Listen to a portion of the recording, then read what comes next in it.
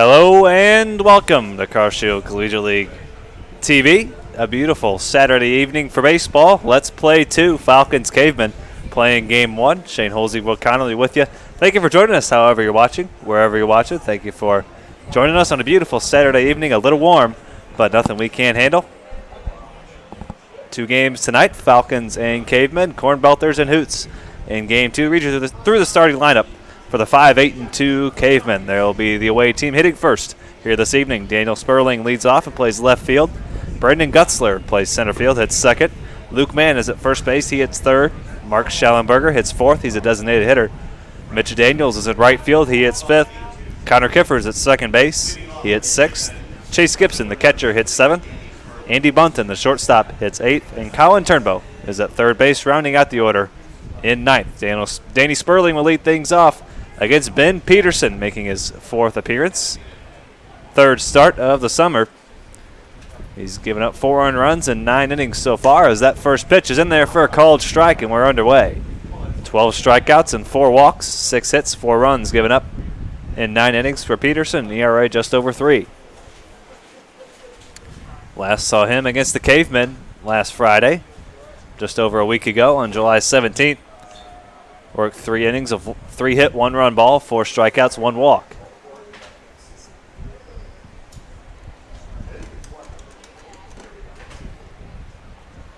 The 0-1 coming to Danny Sperling. Upstairs. Make that 1-2. Sperling has been solid out of the leadoff spot for Will Bradley's Cavemen so far this summer. Getting on base at a very high clip, hitting for a high average. Getting on base almost 50% of the time as he grounds that one out to short.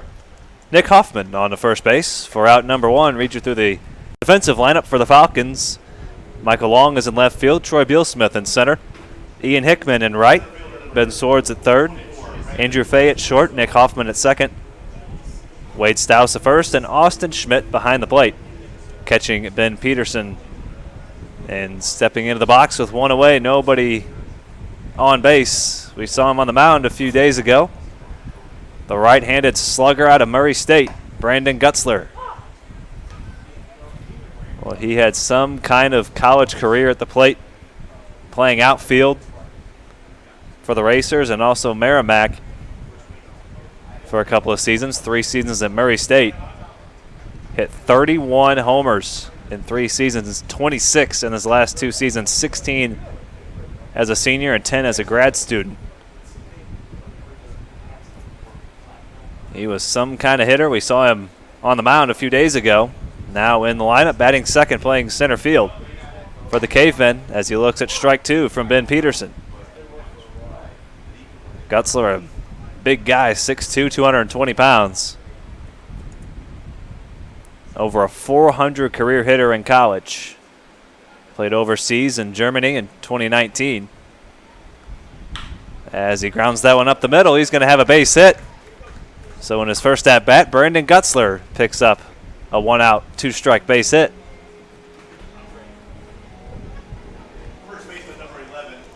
So first hit of the ball game, and Brandon Gutzler is on first base. And stepping into the box, one of the more dangerous hitters, probably the most dangerous hitter in the league so far this summer, Luke Mann. He has been tearing the cover off the baseball. Hit a home run in yesterday's ball game against the Hoots. In the 7th innings, that pitch is in the dirt. Gutzler is taken off for second, and Schmidt guns him down. So a pitch in the dirt. Gutzler is erased from the base pass, and now 2 away and nobody on.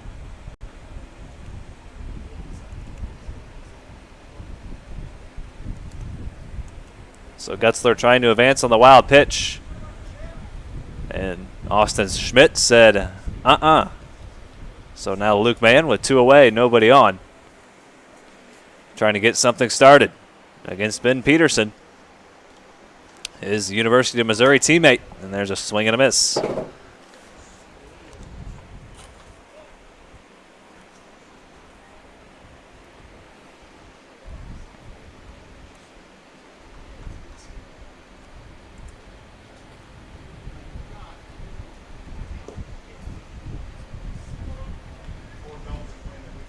Luke Mann was in his redshirt freshman season at the University of Missouri. Mr. Peterson was a freshman, a true freshman at Missouri this spring. So a big-time matchup here between a couple of Missouri Tigers. Another Missouri Tiger will be on the mound for the Cavemen, and Seth Halverson, two-way player, along with Luke Mann. 3-1 from Peterson, swing and a miss.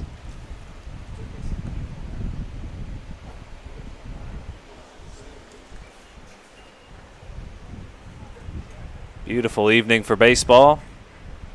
As the sun starts to go down, should turn into a beautiful night as well. The 3-2 coming from Peterson. Swing and a miss. He gets his Missouri teammate to win the inning. We're through a half inning here in the first game of this doubleheader. We head to the bottom of the first. Falcons coming to bat. No score here on Car Shield Collegiate League TV.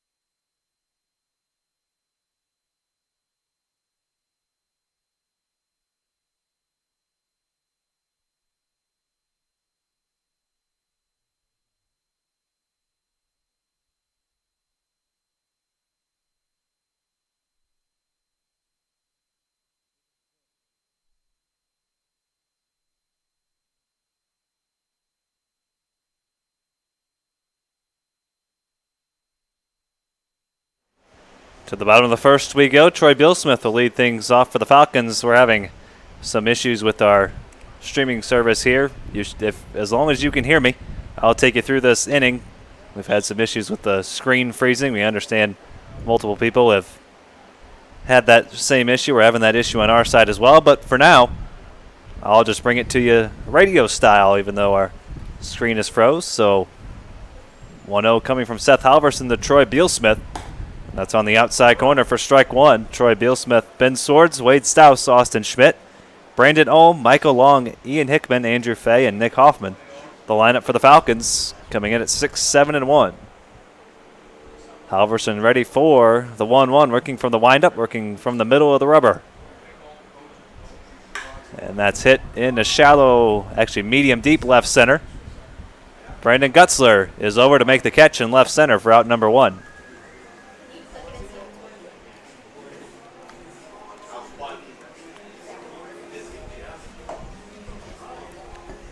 So now one away for Ben Swords, as he'll step in with nobody on and one away after Billsmith was retired.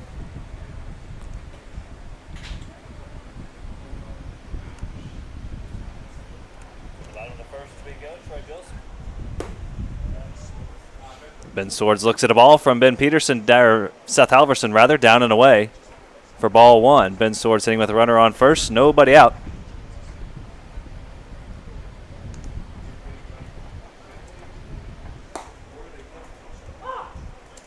And a called strike, so 1 ball, 1 strike on a fastball from Seth Halverson.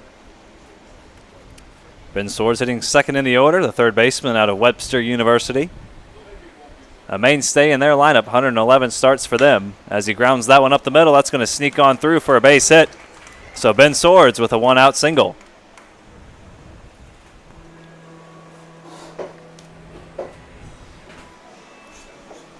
First baseman number 4, Wade Stouse.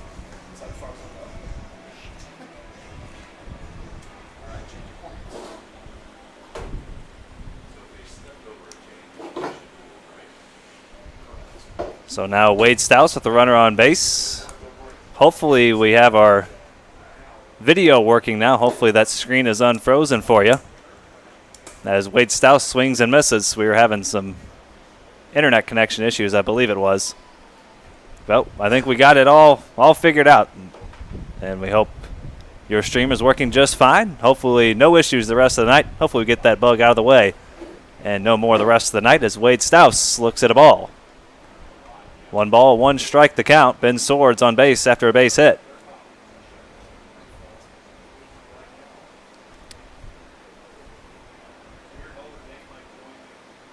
For Stouse on the summer, he has had one heck of a start. 3 home runs, 12 runs driven in, 11 runs scored. Getting on base 49% of the time, slugging over .630. Couple of doubles, 3 homers. 15 for 41.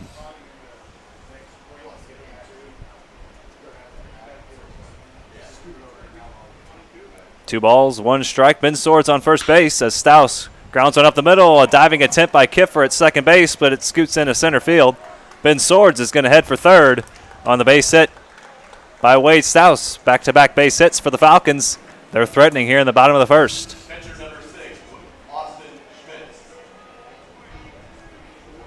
So Swords reaches with a base hit. Stouse likewise as it scoots past Kiffer into center field.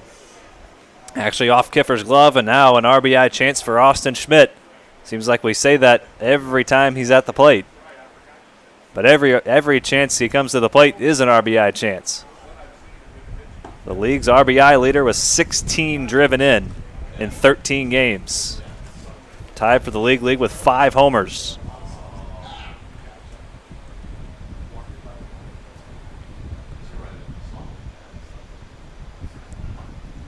Runners on the corners. Falcons trying to get to Halverson here in the first, and that breaking ball plunks him. So that'll load the bases on the hit by pitch. 3 straight have reached for the Falcons. Designated hitter number 22, Brandon Hall.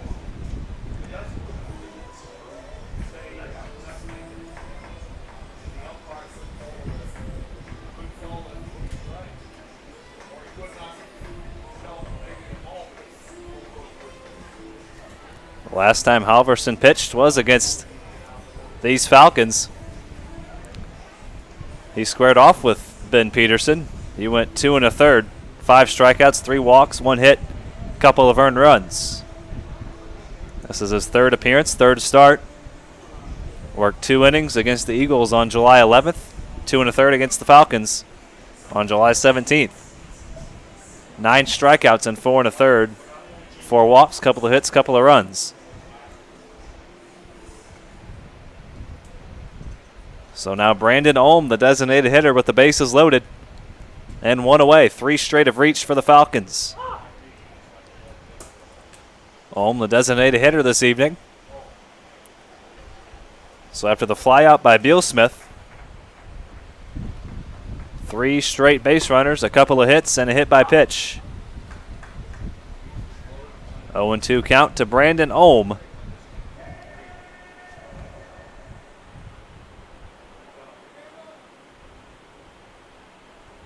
And the 0-2 misses high, 1-2 to Ohm. On the summer, 2 for 19. He's had a very patient eye at the plate, though. 11 walks to just 9 strikeouts, getting on base 43% of the time. The 1-2. Outside corner, caught him looking. And a big strikeout there for Halverson. He's 1 out away from escaping a bases-loaded jam. So Ohm never took the bat off his shoulder. Looks at strike 3. And 2 away now for the dangerous Michael Long. The Central Missouri Mule swings and misses.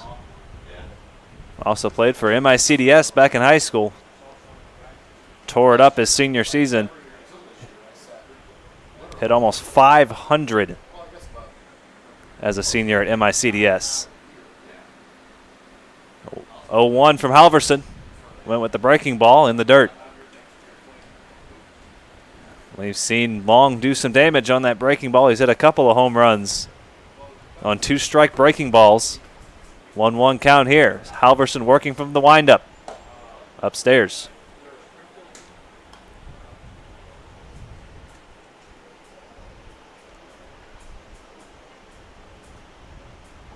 Long trying to pick up Ohm, who struck out looking with 1 out. Now 2 away. And he chops that one foul.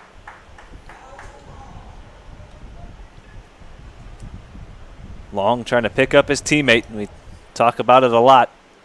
One guy doesn't get it done, it's your job to come through. Long trying to do that here. The 2-2 from Halverson. Outside. Count goes full. Everybody will be in motion. Runners off with this pitch.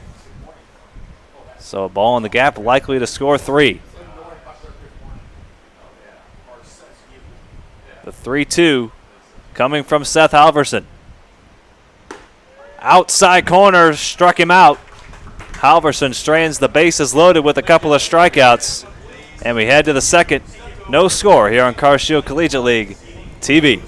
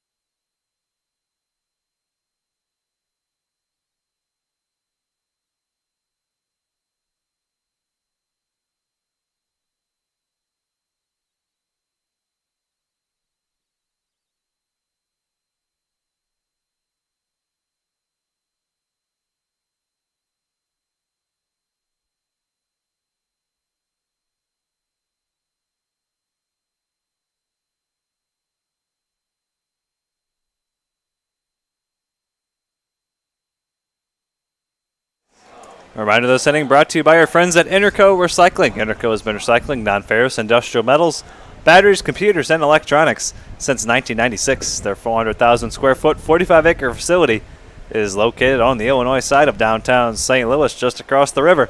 So if you or your company has large amounts of scrap metals, batteries, or electronics in need of recycling, Interco can handle it for you. Just call 1-877-258-3601 or open a new tab, open a new web browser, and head on over to itcscrap.com. That's 1-877-258-3601 or itcscrap.com for all your recycling needs. Interco Recycling, a Metaltronics recycler since 1996. Mark Schallenberger leads things off for the Cavemen. Peterson faced the minimum in the first. A ground ball and then a base hit. Erased on a throw down to second by Austin Schmidt on a wild pitch. Retiring Gutzler, and then Luke Mann struck out swinging. Top of the second, no score. Thank you for sticking with us through those technical issues. Hopefully those are fixed, and hopefully no more the rest of the evening. Hopefully we can bring you uninterrupted Car Shield Collegiate League baseball here this evening. Game 1 of tonight's doubleheader, Hoots Cornbelters in Game 2. Cavemen and Falcons scoreless through 1. Ben Peterson out for the second inning. Facing Mark Schallenberger now in a 2-0 count.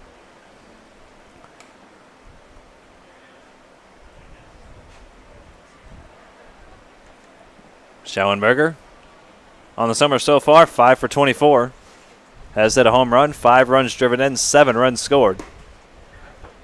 6 walks to just 4 strikeouts in 33 plate appearances.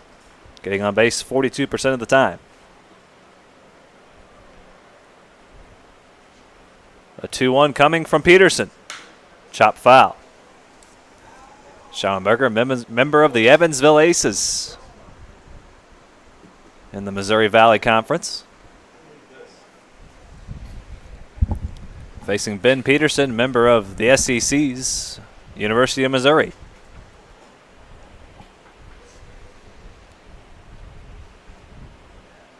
Both these pitchers working for the first time in over a week. They faced each other 8 days ago. Last Friday, July 17th.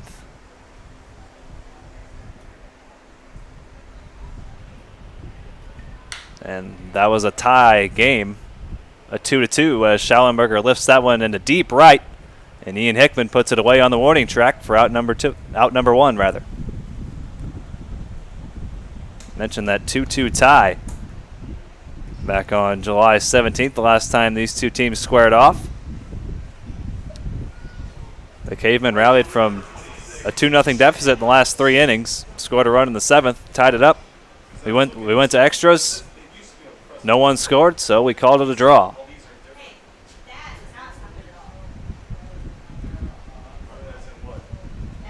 And a broken bat. Looper out to second. Nick Hoffman for an easy out number 2. As Mitch Daniels, next time he comes to the plate, will have to replace that splintered piece of lumber.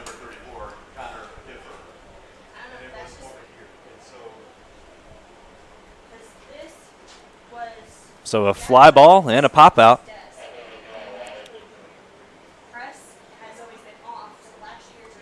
And 2 away now for Connor Kiffer playing second base here this evening. As he looks at strike 1 from Peterson. Connor Kiffer out of SIU Edwardsville. Back in his familiar spot at second base. Started 15 games there for the Cougars this spring. Led the team in at-bats with 61. Previously played at Columbia Basin College in Pasco, Washington, as that's popped foul and out of play. 0-2 count on Kiffer. I like Peterson working quickly here. It shows his confidence early on in this game. He's really pushing the pace on the. Once he gets ahead, he really gets the ball and kicks and delivers.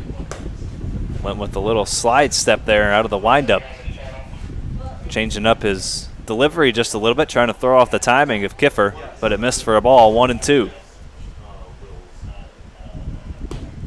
Went with a breaking ball on 1-2, and that misses.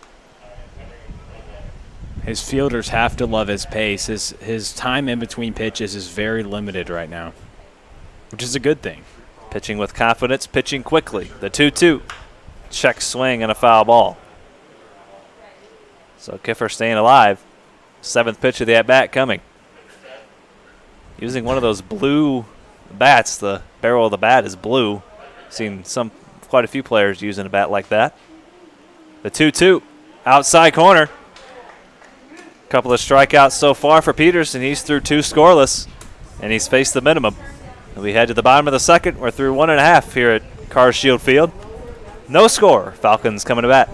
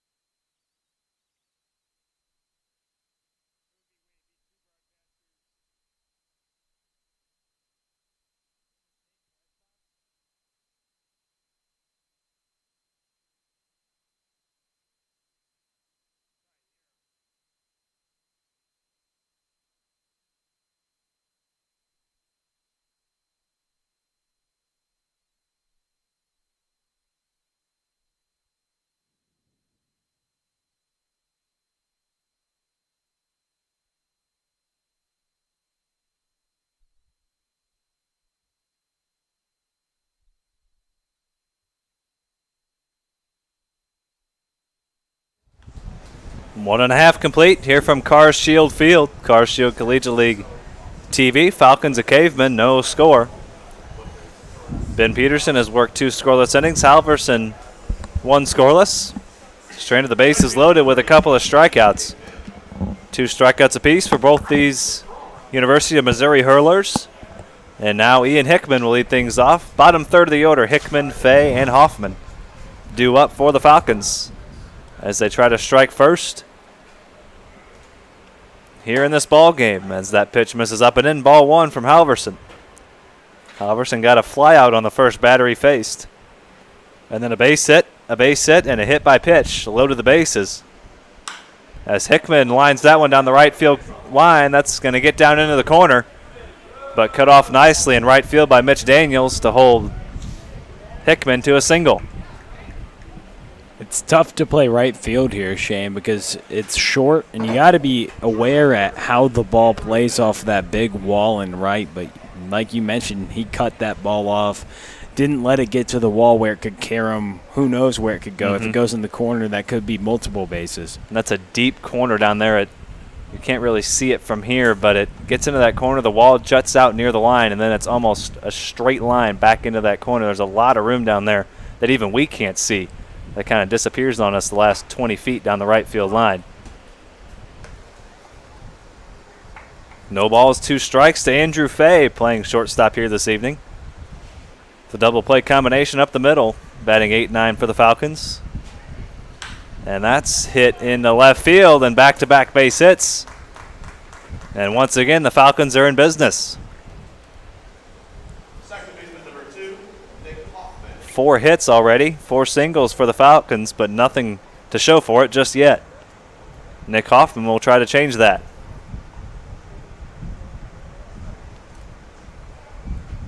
Nick Hoffman, the slick fielding middle infielder. Plays second base at Maryville. Everyday second baseman for the Saints.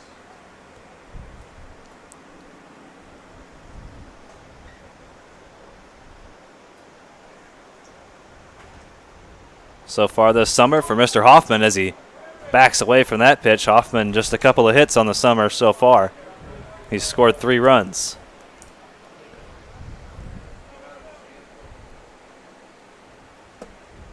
Two and 0 count. Halverson trying to dig himself out of another hole. And that's right back to him. They have 2 and will almost have 3. Runners caught in no man's land, and Halverson got Fay getting off first base, and Mahan fired to second, but it wasn't in time to get Hickman. So now 2 away. The 1-3 double play.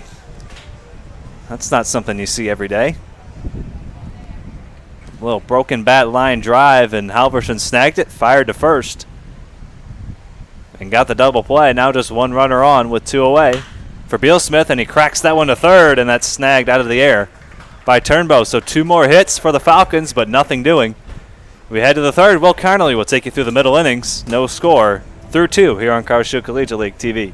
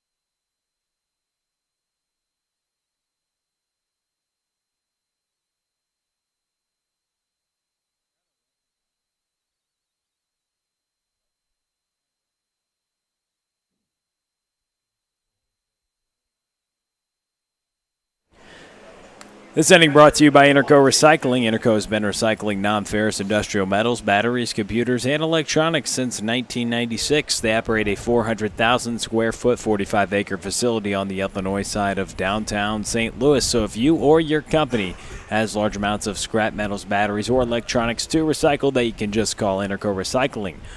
1-877-258-3601 or go to the web www.itcscrap.com. Interco Recycling, a Mellatronics recycler since 1996. Ben Swords fields the ball, throws it across the diamond to the first baseman, Wade Stouse. And there's one away after 2 pitches here in the top of the 3rd inning through 2 innings. No score so far.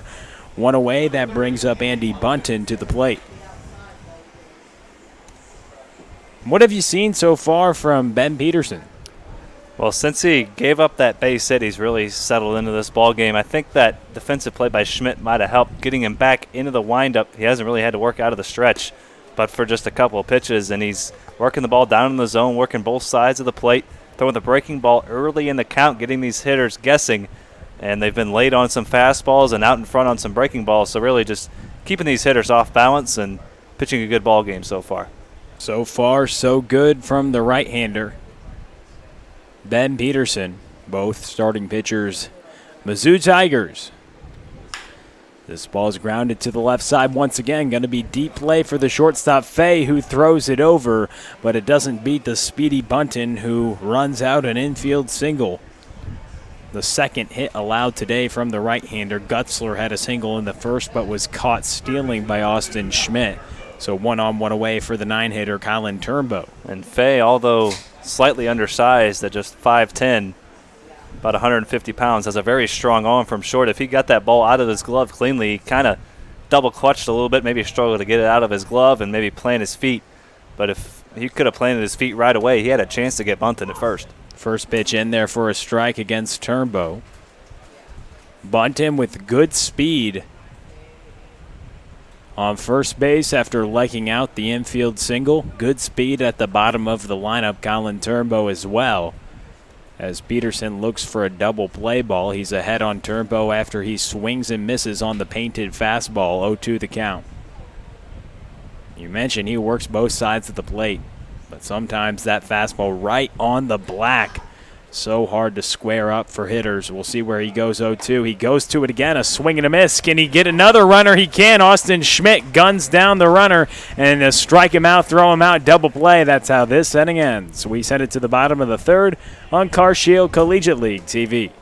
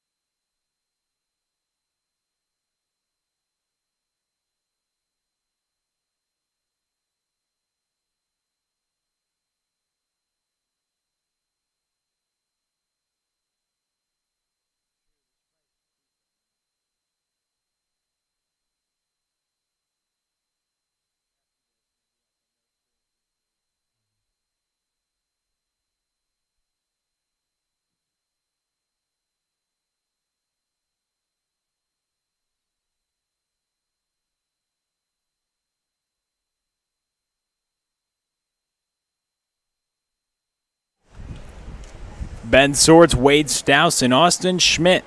The meat of the order coming up for the Falcons in the bottom of the third. The Webster University slugger facing off against Seth Halverson, who's thrown a couple scoreless frames, but he's surrendered 4 hits. This ball popped to the right side. The right fielder tracking for it, Mitch Daniels. But it goes out of play. 0-1 the count. Yeah, Seth Halverson, he surrendered 4 hits, but he's limited the runs. A couple in the first, a couple in the second, but he's worked around it. And his couple scoreless frames. What have you seen from his stuff tonight? It's not the best we've seen him, but he's limited the runs. Not the best stuff, like you said, but that's the most important thing. He's limited the damage. When he's gotten runners on base, he's made good pitches when he needs to. That's all you really need to do when you're out there. Make good pitches when you have to make good pitches. When you get yourself in a jam, find a way to work yourself out of it, whether it's a strikeout, a double play, whatever it is. Got to find a way to dig yourself out of some jams if you want to stay in ball games. You're not going to have your best stuff every night. So that's a measure of a really good pitcher is when you don't have your best stuff, how can you do? Not that Halverson has had bad stuff by any means tonight, but it's certainly not up to his probably level of expectations. Yeah, I mean, sometimes the ball doesn't come out of your hand as well. That's just the life of being a pitcher. And sometimes you're a little flatter, but he still plays a fastball that rides above 90 miles an hour. And when he could be in the zone, and that's one thing that you got to give him credit. He's thrown a lot of strikes tonight. He's got a couple strikeouts, but he's been in the zone. He hasn't issued the free pass. You'd take that rather than 4 hits, all of them being singles through the first 2 innings. He's in a potential strikeout count here. 2 balls, 2 strikes to Ben Swords. As the Mizzou right-hander works, the 2-2 pitch awaits to the Webster University infielder, Ben Swords, the pitch. It's grounded toward the left side. It's going to be fair, and Swords will leg out an infield single, so 5 singles tonight off the right-hander. Can he work around it?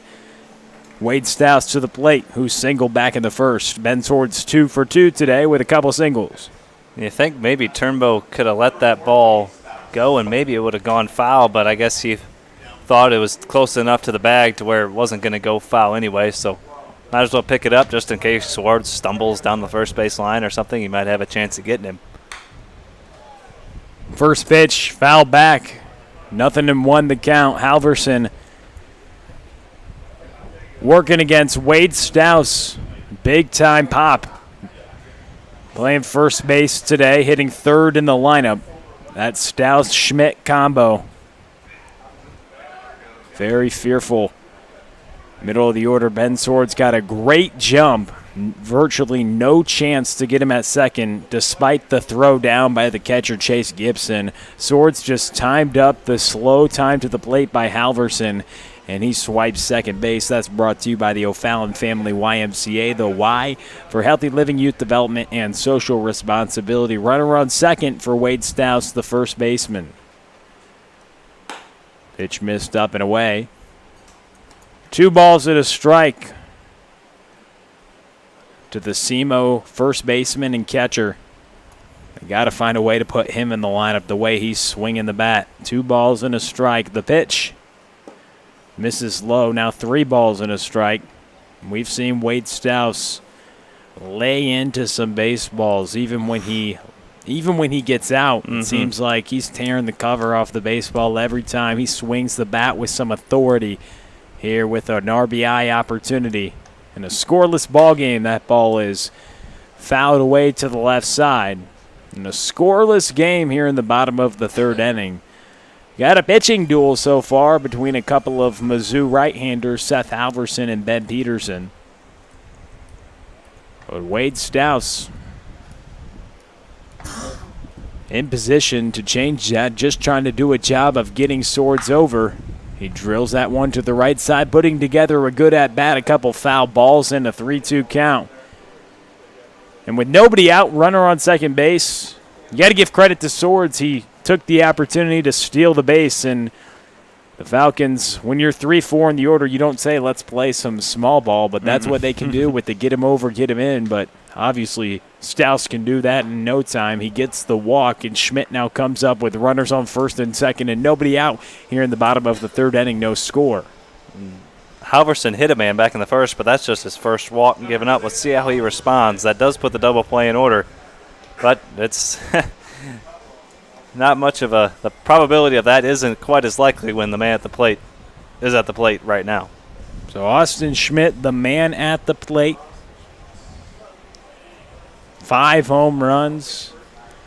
Tied for the league lead with a couple other big names and leads the league in runs batted in.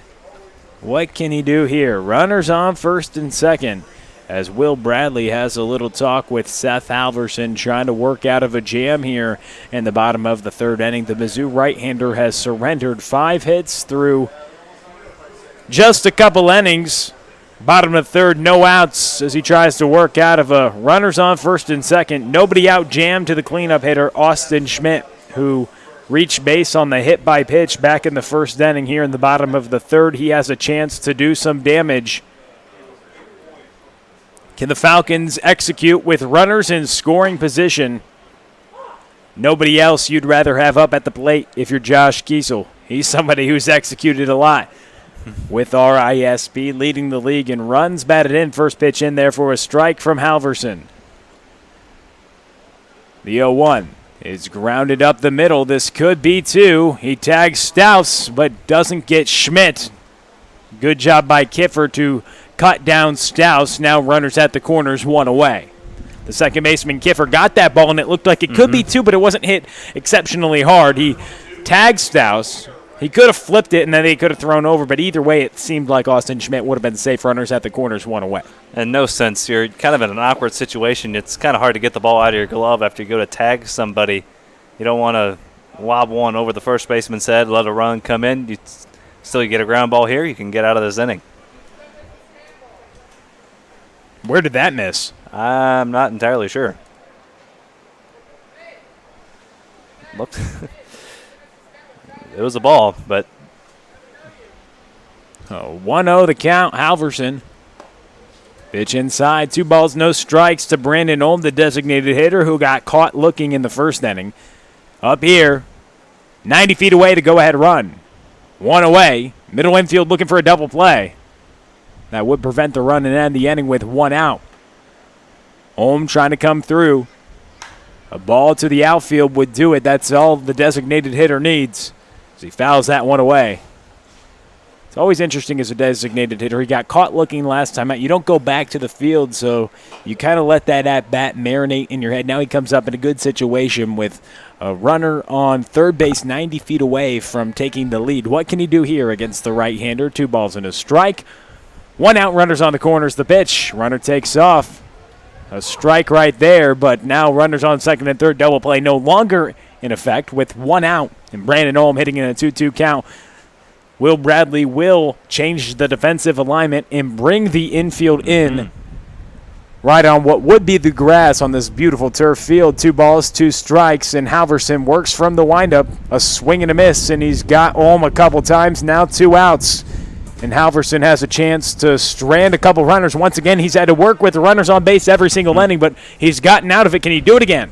Giving Harry Houdini a run for his money, working his way out of these runners in scoring position jams. He's had multiple runners on base every single inning.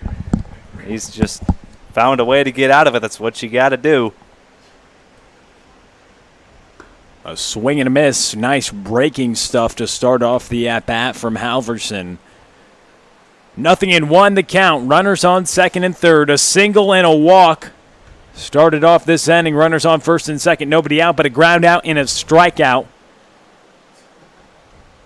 And Halverson, this ball smoked to left field. Is it going to be fair? It is. 2 runs are going to score on the ground rule double by Michael Long. A 2 RBI, 2 out double, and the Falcons go on top 2-0. And sooner or later, you put yourself in these situations. You work out of it once, good for you. You work out of it twice, nice job. It's hard to do it a 3rd time in a row. The Falcons, the way they can swing the bats, they're bound to come through at some point in a ball game with runners in scoring position. And that will be the end of the evening for Seth Halverson, reliever on the way. We'll tell you about him when we come back. It's runner on second, 2 outs, and Ian Hickman at the plate when we come back.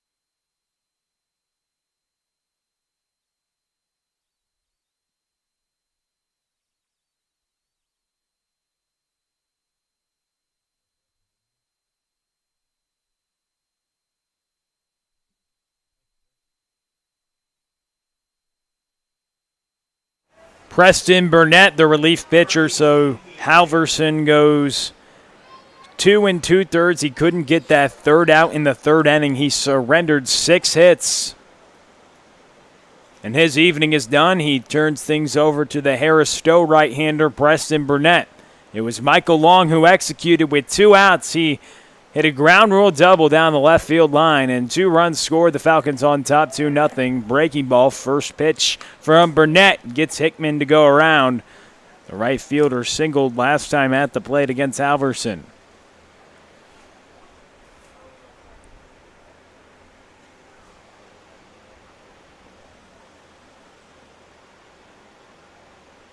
A 2-0 ball game, and man, Michael Long has really come around. He's been swinging the bat so well so far this summer. 0-2 the count against Ian Hickman, who singled last time at the plate. He's one of those guys that never gets cheated at the plate. He's going to get off his A swing every time. He's up there at least once or twice, and sooner or later he's going to connect on one in just about any given game. He's going to hit one hard somewhere. A swing and a miss on the breaking ball from Burnett. And through 3, 2-0 Falcons, Michael Long has 2 runs batted in on the ground rule double with 2 outs against Seth Halverson. And the Falcons are on top. We send it to the 4th on Carcio Collegiate League TV.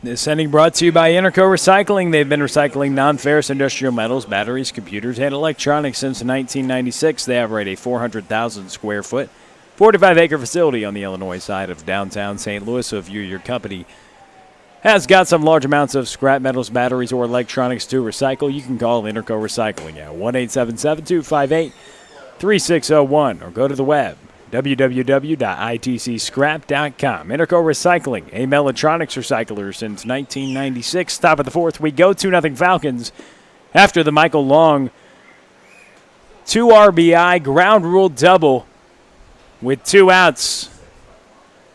That's what knocked Seth Halverson, the starting pitcher, out of the ballgame. Peterson, he's been effective so far today. He's just surrendered 2 hits through 3 shutout innings, working here in the top of the fourth against the top of the lineup. So going through the lineup once in 3 innings, faced the minimum so far here in the top of the fourth against Danny Sperling. And yeah, you see the 2 hits, but a couple double plays have been in effect, and that's what's helped him only face the minimum so far 1 time through the lineup. Getting a couple double plays, a pitcher's best friend, and it's really helped him out tonight. Keep these Cavemen off the base pass. And he gets a strikeout right there. He knew it. 1 away. That brings up Brandon Gutzler, who had a single last time at the plate. And man, oh man, we talked about it. We were looking at his lofty hitting statistics, Shane, and to see him in the lineup is something pretty exciting, isn't it? We're looking forward to this. We saw him on the mound, and we're thinking, is he going to be hitting? He has to be. He has to be in the lineup eventually. We were looking at his numbers, and then we find out that he's pitching, and we're kind of inquisitive about that. Yeah, he's a guy who's trying to pitch, but we look at his collegiate numbers, and he hit over 50 home runs in his college career. He went over to play some professional baseball as well overseas. So, I mean, a big-time bat.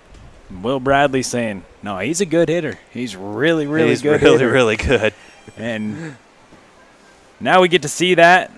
We've already seen some great hitters in the meat of this lineup.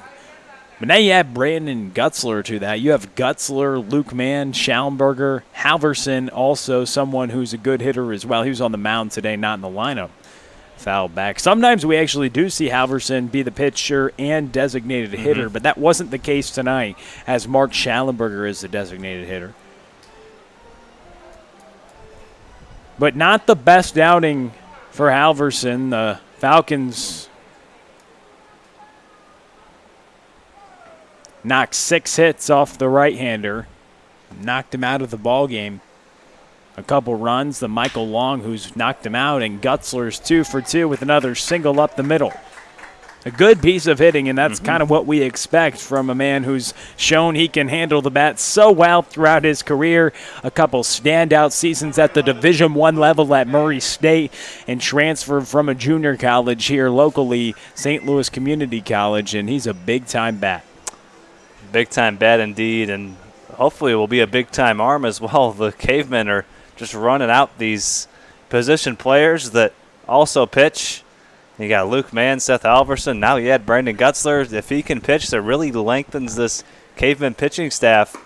They've been a little bit starved for pitching at times, so to get some innings out of Gutzler will be huge, and then to have his bat in the lineup as well at the top of the order will be something special to watch as this summer unfolds. But is it a coincidence? I mean, hang with me here, but Will Bradley in the Angels organization, before the game I see him watching the Angels, and I kind of said, are you excited to see old Ohtani throw tomorrow? And no, of course everybody is, but they have 3 dual threats on their team. The guy at the plate who can do both things very well, Luke Mann, but you add Gutzler, who can throw above 90 and also hit bombs, and then also Seth Halverson. So they've got 3 players on their team who have played baseball at the Division I level and can throw 90-plus off the mound and also be middle-of-the-order bats for them.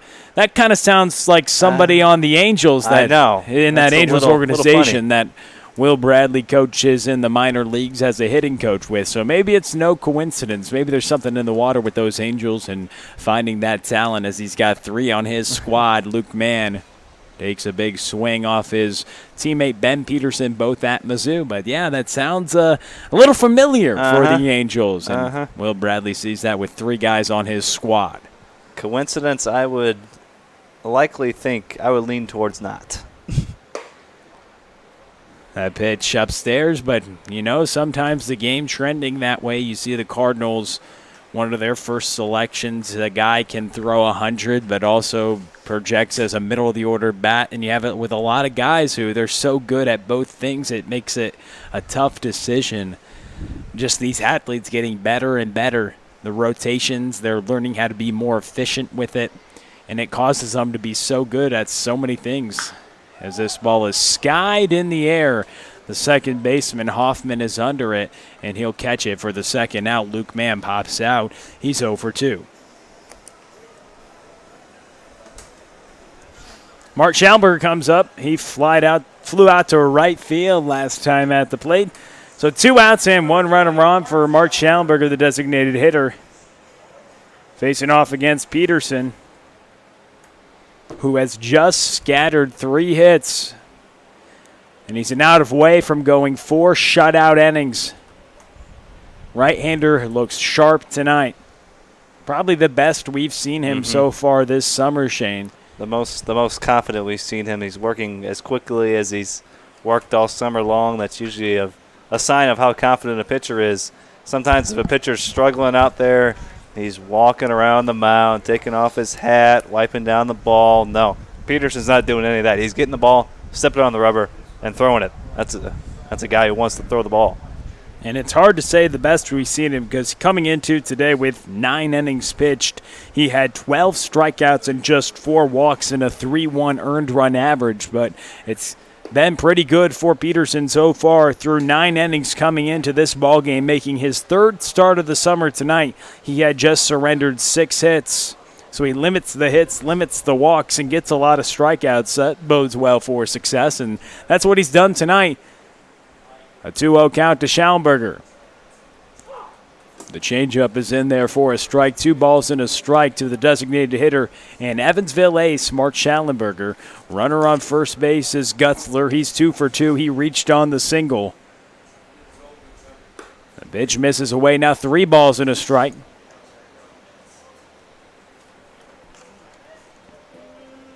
There's a little bit of action in the Falcons' bullpen. Peterson, his 4th appearance and 3rd start. Here for Josh Kiesel, trying to work on 4 shutout innings, but he'll have to do it by getting through Mitch Daniels as he walks Mark Schallenberger. So runners on first and second with 2 away. Mitch Daniels comes to the plate, who popped out last time, as Austin Miney will come out and have a word with the right-hander. Because there's a little bit of action in the bullpen for the Falcons, so they're going to try to get Peterson through this inning, and then likely you would see them turn it over to the bullpen. It looks like Ari Gordon's getting loose out there, but not totally getting 100% hot right now, just throwing off the mound, just getting loose. But Peterson, this is really the first predicament he's found himself in, the first runner in scoring position the Cavemen have gotten. And if you're going to get in that situation, you want to get it with 2 outs, but if the Cavemen can come through, that can really start to swing the momentum of this ball game if Daniels can come through. A strikeout, a single, a pop out, and a walk. Runners on first and second for Mitch Daniels, the right fielder.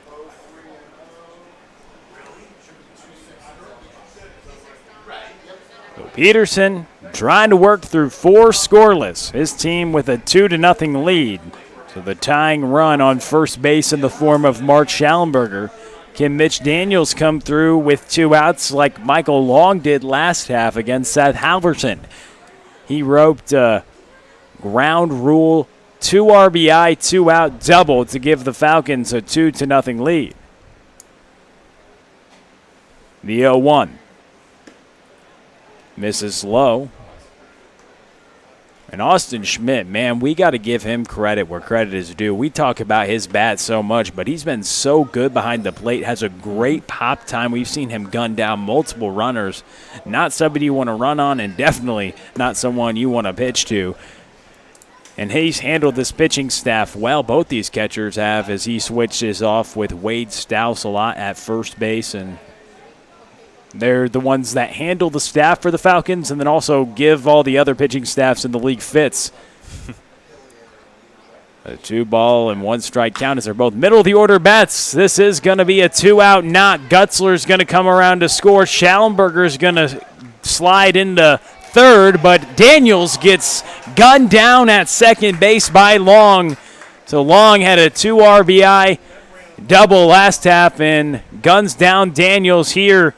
But a run does come across in the top of the fourth. 2-1. Falcons on top after Daniels tried to stretch it into a double. On Car Shield Collegiate League TV, 2-1. Bottom of the fourth. We go.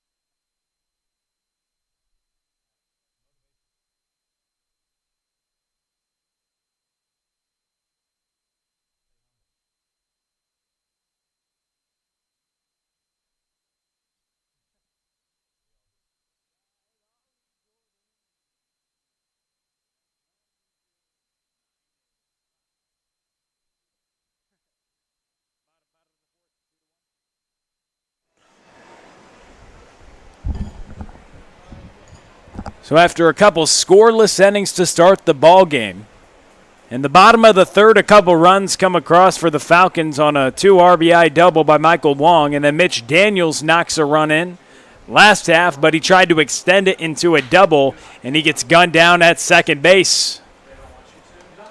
Burnett's offering is grounded to the right side, and Andrew Fay will be retired.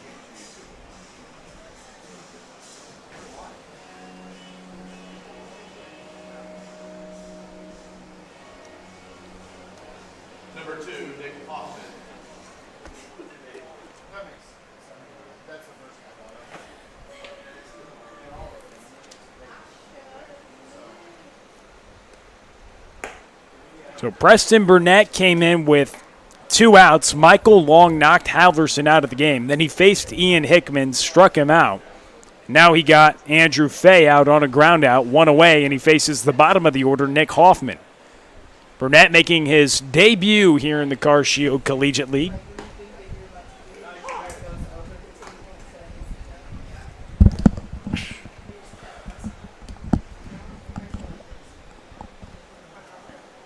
Faces Nick Hoffman, who hit the ball well last time, but Seth Halverson got him for a double play as that ball is fouled back. The old 1-3 double play. We thought for a chance that maybe could be a triple play as it was smoked back to the pitcher Halverson. who got knocked out of the ball game last inning, putting way to Preston Burnett. Here in the bottom of the fourth, it's a 2-1 Falcons lead. Last time the team was at the plate in the bottom of the third, they got a couple runs across from Michael Long. Couple ribbies for the left fielder. Pitch missed upstairs to Nick Hoffman. The Maryville infielder, and man, oh man, doesn't he have a glove at second base. Nothing gets by the second baseman, it seems like. Great range and a good arm for his size, and you need that when you go up the middle and backhand things as a second baseman. He's shown that as well. Burnett tries to get him with the breaking ball, but it misses low. Full count now, 3 balls, 2 strikes with 1 away here in the bottom of the fourth inning on a beautiful night. Falcons already with 6 hits. They all came off Halverson, the starting pitcher. As Burnett comes out working in his first full inning here in the bottom of the fourth. The offering from the Harris Stowe right-hander is driven into right field. Tracking forward is Daniels, who catches it at the warning track for the second out. So 2 quick outs, and Burnett's retired the first 3 hitters he's faced. Number 26, Troy Bealsmith.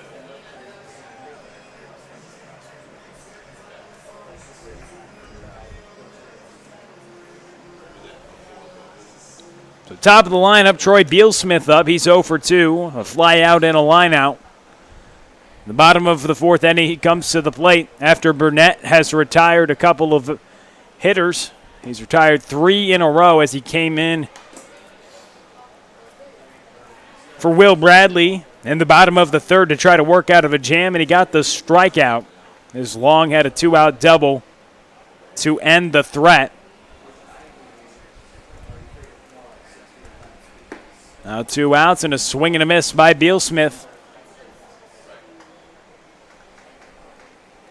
Nothing in 2 the count. Burnett looks sharp out of the bullpen. Could be another arm that Will Bradley will like to use. We know his team has been looking for some pitching. Nothing in 2 the count, the pitch. The breaking ball. Bealsmith doesn't offer at it as it misses way low. Gibson does a good job to go over there and block it. 1 ball, 2 strikes the count. Ben Swords is next if Bealsmith would get on.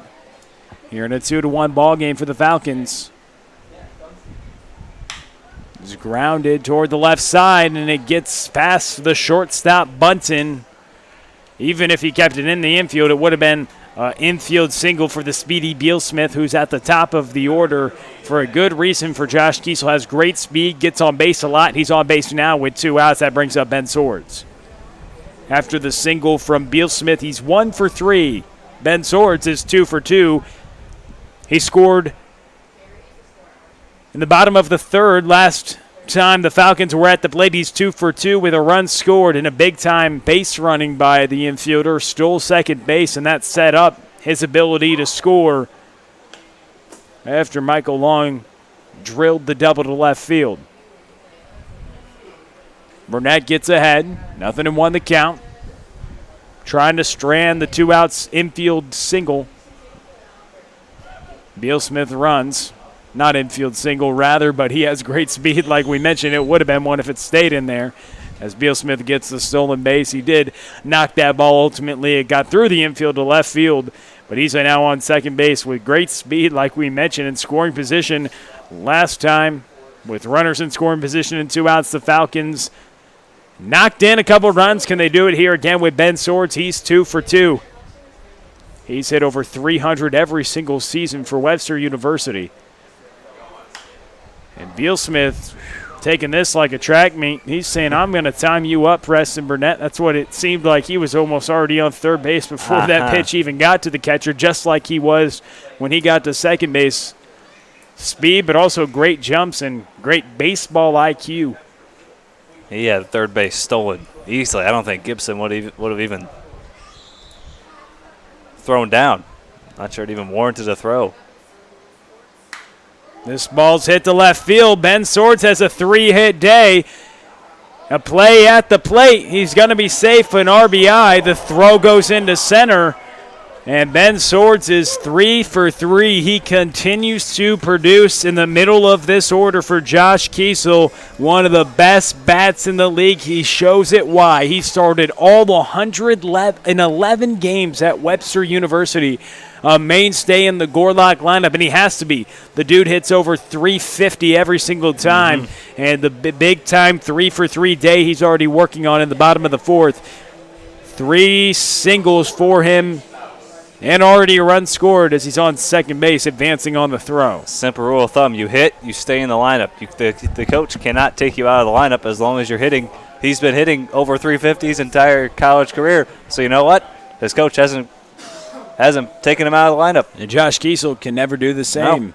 No. 111 starts every single game of his career as a Gorlock, who have made their way to the Division III World Series. He's a big-time bat. He's tearing it up this summer, a big-time slugger. You see just the singles tonight, but he has home run power. We've seen it so far this summer. He's hit a long ball and also a handful of doubles as well. He's on second base with a 3 for 3 night. Wade Stow skies this one. Luke Mann, the first baseman, is under it. He catches it for the third out, but another run comes across. Ben Swords with an RBI single. He's 3 for 3. A 3-1 ball game. We send it to the fifth on Carcio Collegiate League TV.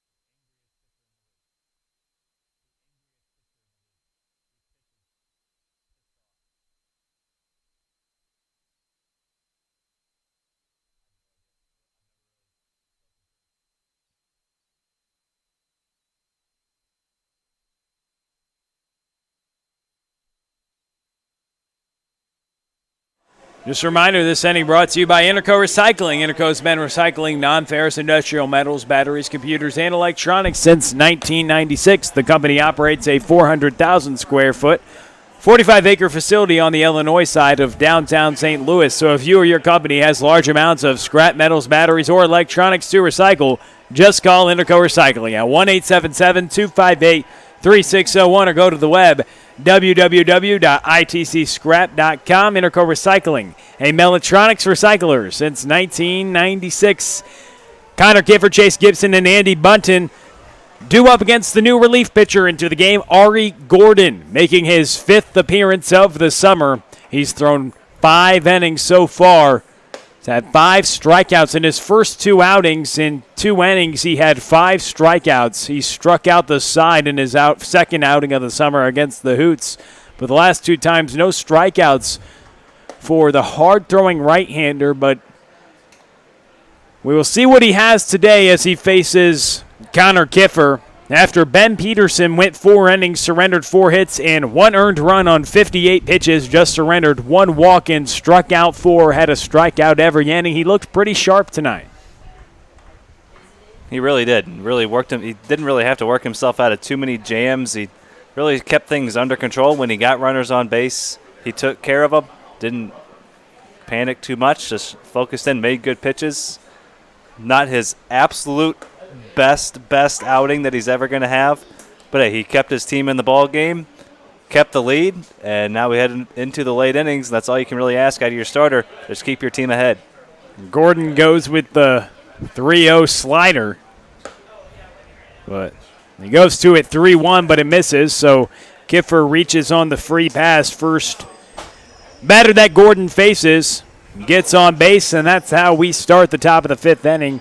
Gordon this summer has thrown 5 innings. He's gotten 1 save. He's surrendered just 4 hits, but he's also issued 9 walks in those 5 innings, but has had 5 strikeouts on 8 earned runs so far in those 5 innings as well.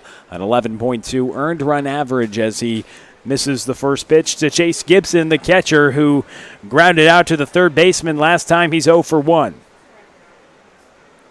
This is the 3rd time he's faced the Cavemen as well. 3rd outing out of 5 that he's come in against the Cavemen. They've had his number. 2 innings he's gone. 5 runs the Cavemen have scored off Ari Gordon. A ball and a strike as Gordon tries to work around the leadoff walk. And that breaking ball gets in there for a swing and a miss. A ball and 2 strikes. Here against the catcher, Chase Gibson, a 3-1 ball game in the top of the 5th inning. Of the first couple innings, no score, but 2 runs in the bottom of the 3rd and a run in the bottom of the 4th for the Falcons.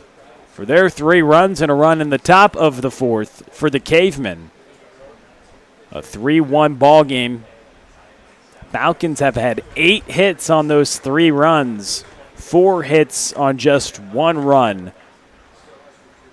For the Cavemen, who trail by a couple. The right-hander will try to keep it here. A 2-ball, 2-strike count. The pitch is fouled out of play. The right-hander, Ari Gordon, mentioned his 5th appearance so far this summer. Hard-throwing right-hander out of Parkland College, a junior college. We've seen a powerful arm out of Parkland. Brady Chanul, he was there for a couple seasons. He's been pitched a couple times for the Eagles. We know they produce some big-time arms. And we then went to Iowa, was drafted twice out of Parkland, once out of Iowa, now with the Brewers organization as Gordon gets Gibson on the breaking ball here for the first out in the top of the 5th. But we know that Parkland, a big-time junior college, as Gordon slips on that one but gets a called strike, he'll take it against Andy Bunton. That doesn't always have to be the prettiest, but as long as it's a strike, it's a strike. Doesn't matter how it looks. Indeed, sometimes when the catcher maybe doesn't catch it, hey, it's still a strike. That's the same thing when the pitcher falls down, doesn't matter. However it gets into that strike zone, you know, you can throw it up in the air like when you used to play wiffle ball, throw him a big-time eephus pitch. But if it's in that strike zone, it's a strike. There's that box, the chest to the knees, and the plate, and as wide as the plate. This ball chopped up the middle. The third baseman cuts in front of the shortstop to get it, Ben Swords, and the second out is retired, but Kiffer, who led off this inning with a walk, advances to second base, 2 away after the ground out to the third baseman.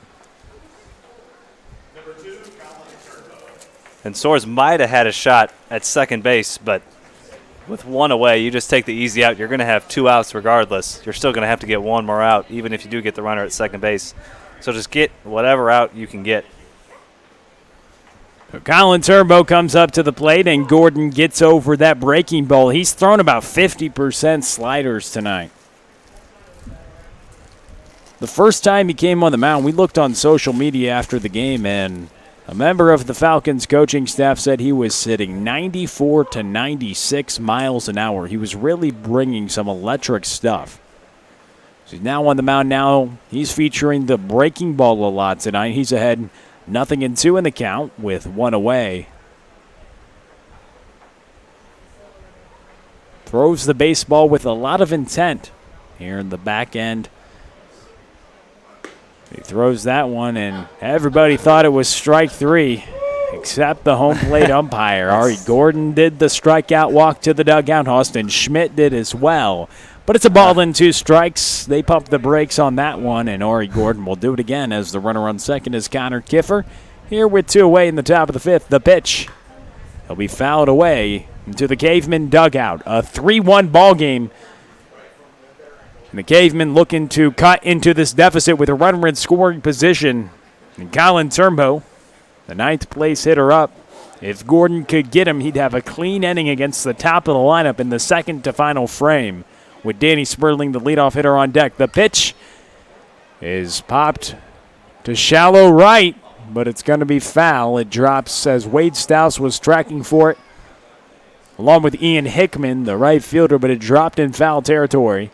A ball and 2 strikes still as Turnbow's putting together a good at-bat, staying alive. We've seen him do that a lot this summer, and that's what you want out of a 9th place hitter, to be a grinder. And they have a couple grinders, Andy Bunton and Colin Turnbow, at the bottom of this order for Will Bradley. When you have guys at the bottom of the order putting together long at-bats, that puts that much more stress on the pitcher, because sometimes a pitcher, you see a lineup and you're like, oh, those 7, 8, 9 guys, those are easy outs, but not with these guys, not with this Caveman lineup. The guys at the bottom of the order, when they turn things over to the top, that's when they have success. When the bottom of the order's job isn't, if you can get a hit, that's awesome. But really your job is to work the count, work a good at-bat, and if you get a mistake, make them pay. A swing and a miss. Gordon gets a strikeout, a couple in the inning, and strands and works around the leadoff walk. 3-1 Falcons. We send it to the bottom of the 5th.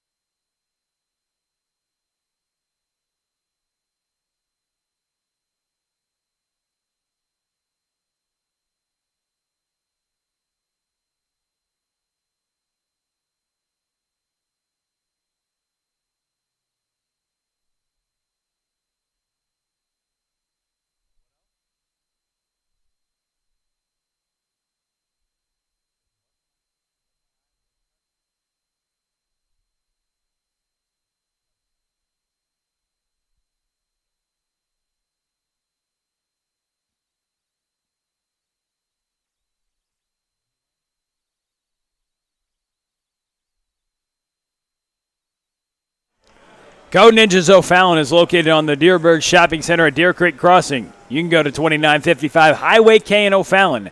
At the intersection of Highway K and N, kids ages 7 to 14 will learn how to code by building small video games with the help of their wonderful sensei instructors. They're going to start at white belt, go all the way to black belt. Come in today for a free 30-minute session to try it out. Kids have fun, parents see results. Code Ninjas O'Fallon, 636-851-9634. Kids have fun, parents see results. That's Code Ninjas O'Fallon. Preston Burnett for another inning of relief for Will Bradley. He'll face off against Austin Schmidt, Brandon Ohm, and Michael Long.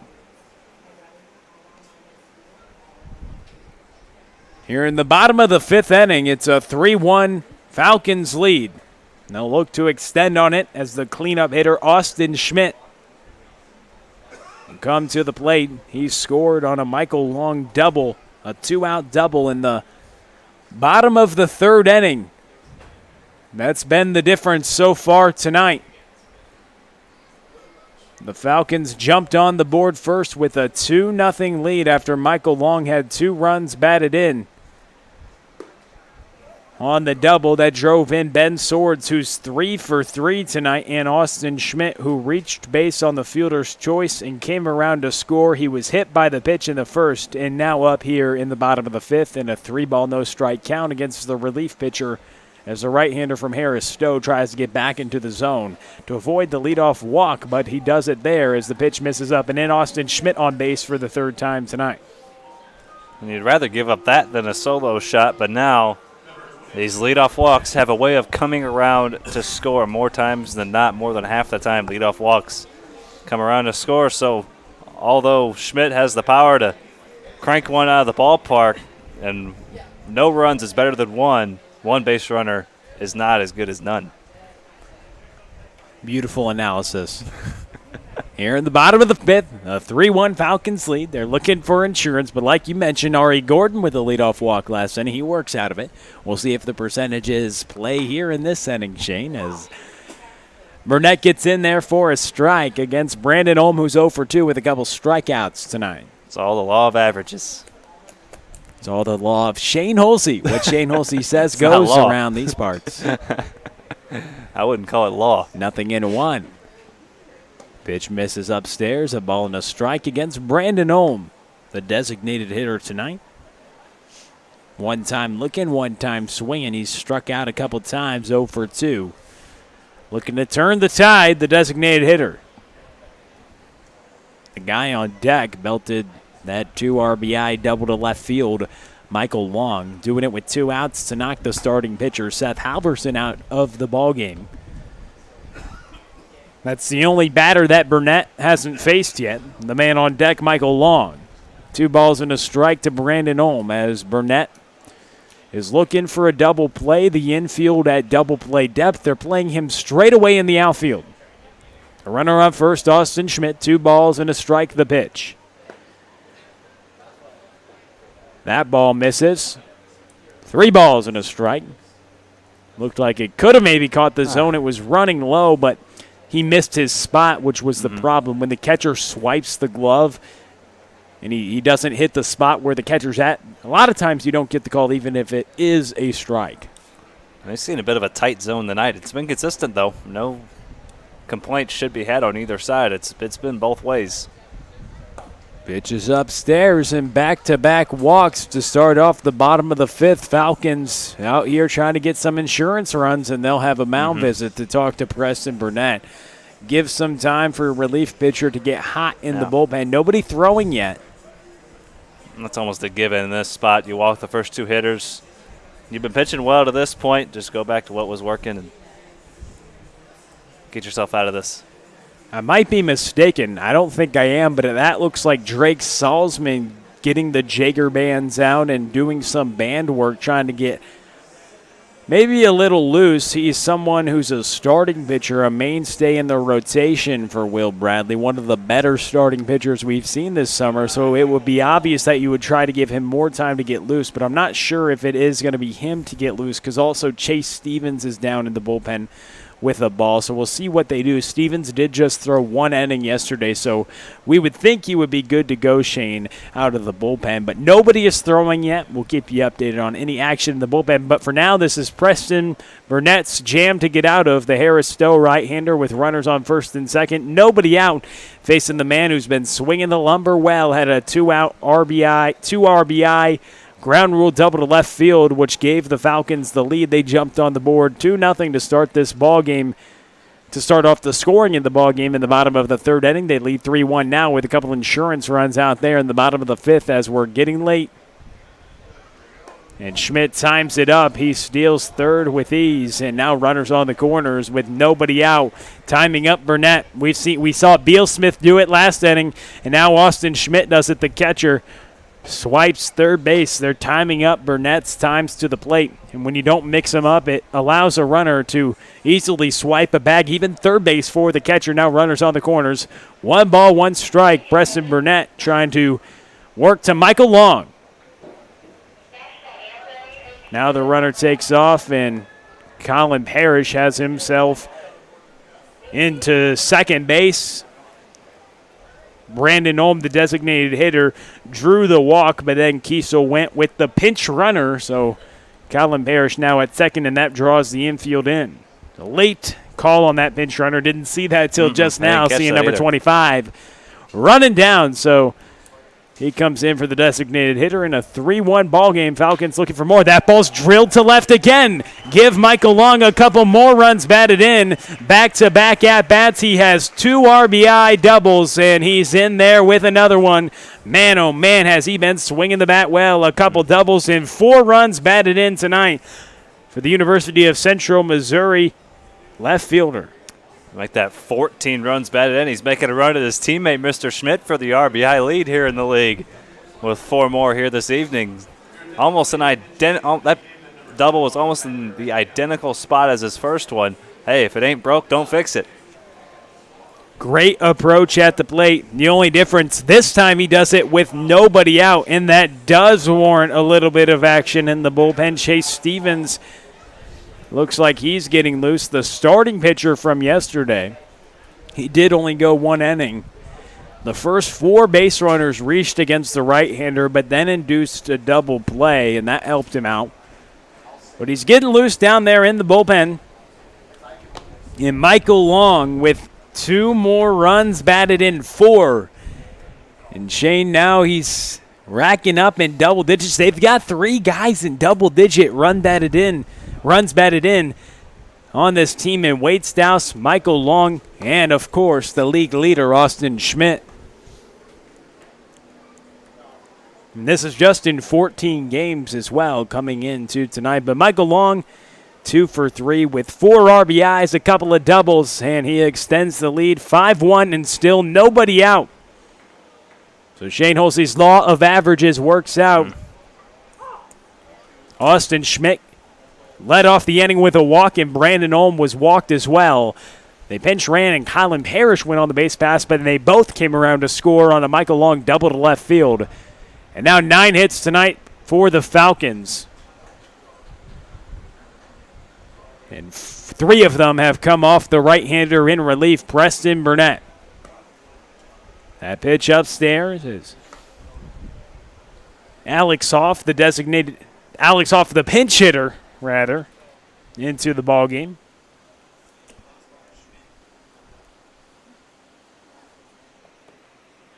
So a couple of changes for Josh Kiesel as Alex Hoff hitting for Ian Hickman, who was 1 for 2 with a strikeout and a single. Hoff takes that one. Hoff is a Maryville outfielder, has great speed. We've seen him have a big fly so far this summer. And here in a 5-1 ball game, in a 3-1 count as the command has gone by the wayside for the right-hander this inning. He walked the first 2 hitters he faced and then surrendered a double to Michael Long, who was in a good hitter's count. He did what he did exactly last time, a 2 RBI double to left field as he's on second base now for Alex Hoff, who belts this one to left field. It has a chance, and it's gone. He drills that one to the bleachers. Add 2 more runs for the Falcons. They're now on top 7-1. The second home run of the summer for Alex Hoff. Come off the bench and hit a bomb. Why don't you? 7-1. Falcons on top.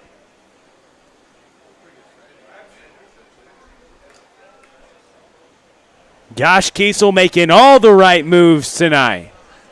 A pinch hitter on the bench, a little cold, hasn't seen any pitching yet. Drills it to the bleachers. 7-1. Falcons are pulling away in this one. And Will Bradley's going to make a call to the bullpen. We'll tell you about it when we come back. 7-1. Falcons on top. In the bottom of the 5th, it'll be Andrew Fay up. Nobody out still on Car Show Collegiate League TV.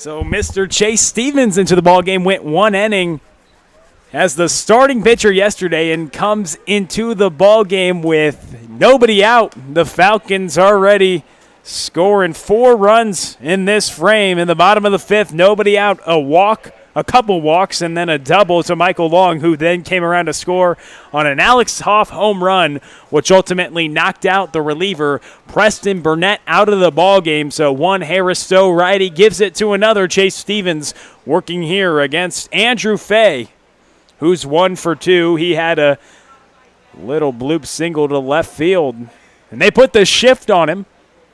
The second baseman Kiffer in right field shifting him pretty hard, and then the third baseman Turnbow is way off the line over there at third. They put in the shift on the left-hander, and that's interesting because he went to left field last time, but here against Chase Stevens, maybe they're shifting him by the way Stevens throws and not ultimately by the way that he hits, but Stevens misses with that one.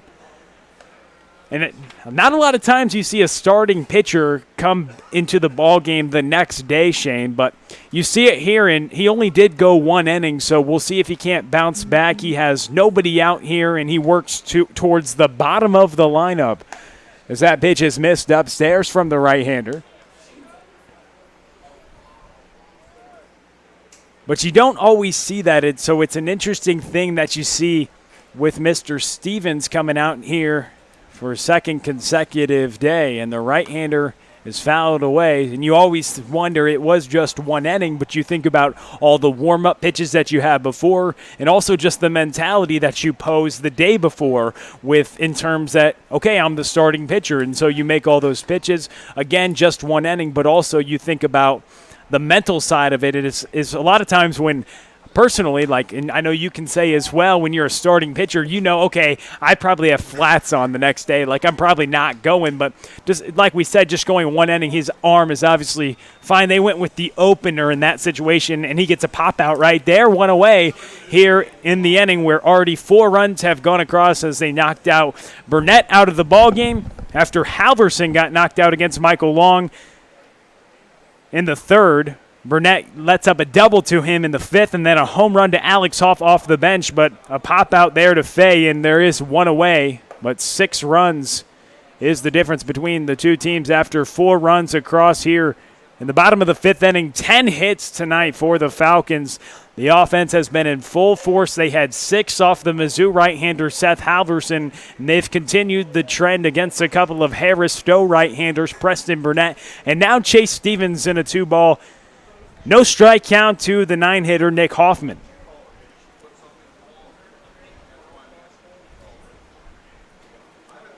Nick Hoffman, the second baseman, he lined out into a double play in the bottom of the 2nd. This ball is skied towards center field. Gutzler is under it in center, and he catches it for the 2nd out. A couple outs for Stevens, and now he faces the top of the lineup, Troy Bealsmith. At this point, it's all about just keeping the lead where it is. I've seen late in these ball games, even a 7-1 ball game, this game's far from over. Even though it is a 6-run ball game. The Falcons make it feel like it's out of hand right now. They've had 10 hits on the 7 runs and just 4 scattered hits tonight for the Cavemen and 1 run across. But Stevens with a couple outs, much different than his start yesterday where the first 4 runners got on base and then ultimately getting pulled after the first. But then again, you wonder if that was something that Will Bradley scheduled to maybe use him in relief tonight or not. But the right-hander works here to the top of the lineup. Troy Bealsmith, who's 1 for 3. Had a single last time at the plate, then stole a base. He's a very good base runner. That's what you want out of a leadoff hitter, a guy who can get on base at a high clip. And he's done that at the Division I level at Evansville for a couple seasons as well. An all-conference standout as a sophomore. That pitch is upstairs. 3 balls, no strikes. Ben Swords, who's 3 for 3 on the evening, is next. Not somebody you want to face. He's been swinging the bat so well this summer. He's hit above 350 every single season he's played in college. And he's due up next. He's 3 for 3 tonight as this ball is skied toward left field. Sperling is under it. And he gets to it. Chase Stevens comes into the ballgame after 4 runs across and goes 1, 2, 3, but 4 runs across, 7-1 ball game. The Falcons are on top. We're through 5. Shane Holsey will tell you about the last couple innings next on Car Shield Collegiate League TV.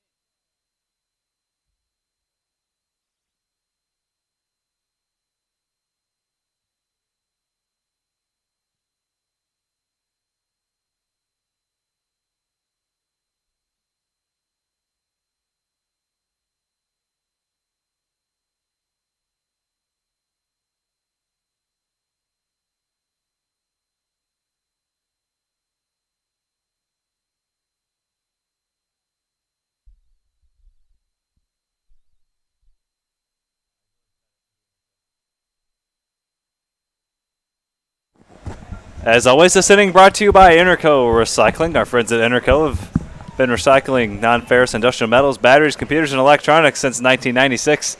400,000 square foot, 45-acre facility on the Illinois side of downtown St. Louis is where they operate out of. You can head on over to itcscrap.com or call 1-877-258-3601 if you have large amounts of scrap metals, batteries, or electronics in need of recycling. Interco can handle all that for you. Just call that number or head to that website, itcscrap.com, 1-877-258-3601 as the first pitch to Danny Sperling is in there for a strike from Ari Gordon. Interco Recycling, a Metaltronics recycler since 1996. That's big time, Shane. 45 acres, about the size of Shane Holsey's backyard. Not that big. Maybe multiply it by about 100. No comment there for Shane Holsey. That's about the size of what you were doing earlier today on the golf course, right? Yeah. Played 18 holes this morning. Getting a good sweat in today before I came to the ballpark. You're getting a good sweat in right now, right? Mm-hmm. Sitting in it. And someone who had to sweat a little bit was the starting pitcher, Seth Halverson, who led up 6 hits. And that kind of started the night. That set the tone. And we know a lot of times that's what a starting pitcher does. And, 10 hits tonight. They've made these Cavemen pitchers sweat a lot tonight. 7 runs in total, a 7-run lead. Ari Gordon trying to keep it at that. Danny Sperling, the leadoff hitter. Leadoff hitter in the lineup. Leadoff hitter this inning, 1-2-3 for the Cavemen. Sperling, Gutzler, and Mann for the Cavemen as they try to fight their way back, facing a 7-1 deficit. 2 RBI double by Michael Long, a 2-run homer by Alex Hoff. And just like that, the lead balloons from 2 to 6. But let's be honest, we're all sweating tonight. It's been pretty hot here, and especially on the turf. We've had a nice scorchers here this summer, but that's why we love it. You get to the dog days of summer, you're going hot ball game after hot ball game, and the sun out. It's what we love. Swing and a miss by Sperling. He goes down on strikes. Third strikeout, rather, for Ari Gordon. Out of the bullpen. He's retired 4 straight. Gordon's let up runs in every single outing he's been out here, and the walks have been a struggle, Shane. But tonight he looks pretty sharp. He's gotten already 3 strikeouts through an inning in the third, and he just has surrendered that 1 walk. But good job by turning around that leadoff walk, and he comes in, gets back in the zone, and he's making adjustments tonight, which is the most positive thing. It's huge to see that because he's making adjustments in terms of if the fastball is not working to one side of the plate, he's been throwing that slider a lot. Even when he falls behind, he's getting ahead with what he can get ahead with, and that's what you have to do as a pitcher. Baseball, big-time game of adjustments. If you don't have one thing go to the other thing, the only thing they care about is if you can get the job done, and he's definitely getting it done tonight. And once the hitters start to adjust, see if you can't adjust back. Baseball it's that way, a game of adjustments. Somebody is doing something well, the other team adjusts to it. They start doing something well, the other team adjusts to it. It's a chess match, back and forth. That's why we love the game of baseball, all the intricacies it can provide us as Gutzler goes down on strikes. 4 punch-outs now for Ari Gordon and 3 straight dating back to last inning. He's sharp. Luke Mann will have something to say about it now, but he's been sharp. And did I get an alert that we just have a pitching matchup tonight? Damian Henderson versus Devin Turback. Oh, my.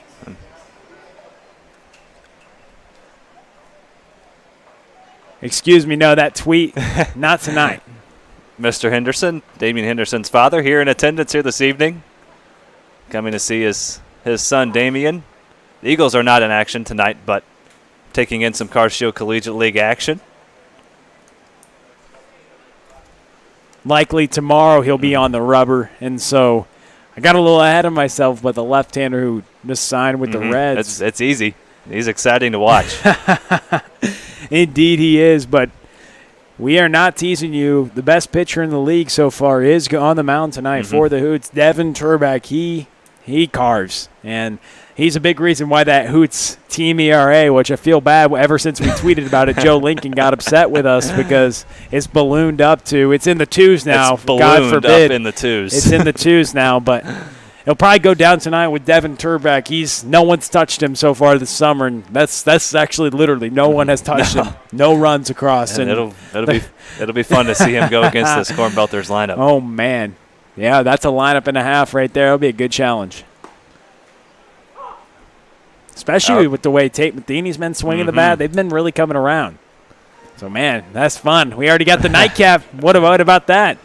We already got a little preview for you guys. There you go. Just a little teaser. That's what they teach you in the broadcast business. I guess so.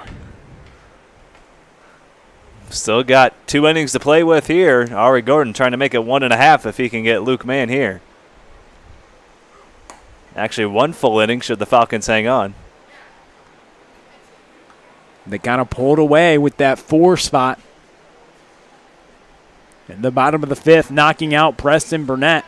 You've seen how big insurance runs have been. 4 in the 5th for the Falcons, and they continue to add on. Gordon looking for a 1-2-3. He won't get it. Luke Mann works a walk. And I wasn't seeing things. Salzman was throwing a bullpen down there, but I don't know if he's throwing just a literal bullpen, like just to get ready for a start, or if maybe he's going to get like a spot inning of work. But I believe that's him down there.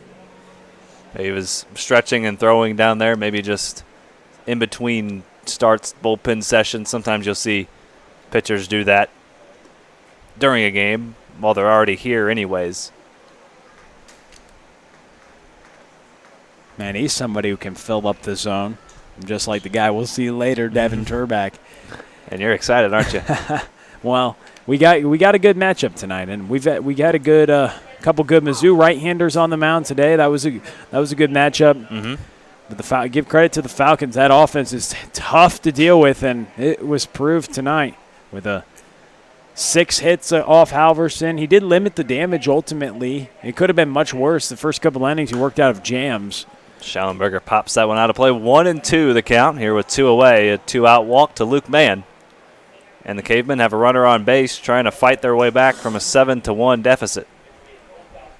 But yeah, Shane, I'm always excited for some good baseball, and I think we've seen that all summer long. We got some great players in this league. You got people asking, is this a professional league just because of the high-caliber players we got? Schallenberger hits that one to center field. Troy Bealsmith is underneath it, so the 2-out walk, but no damage done against Ari Gordon.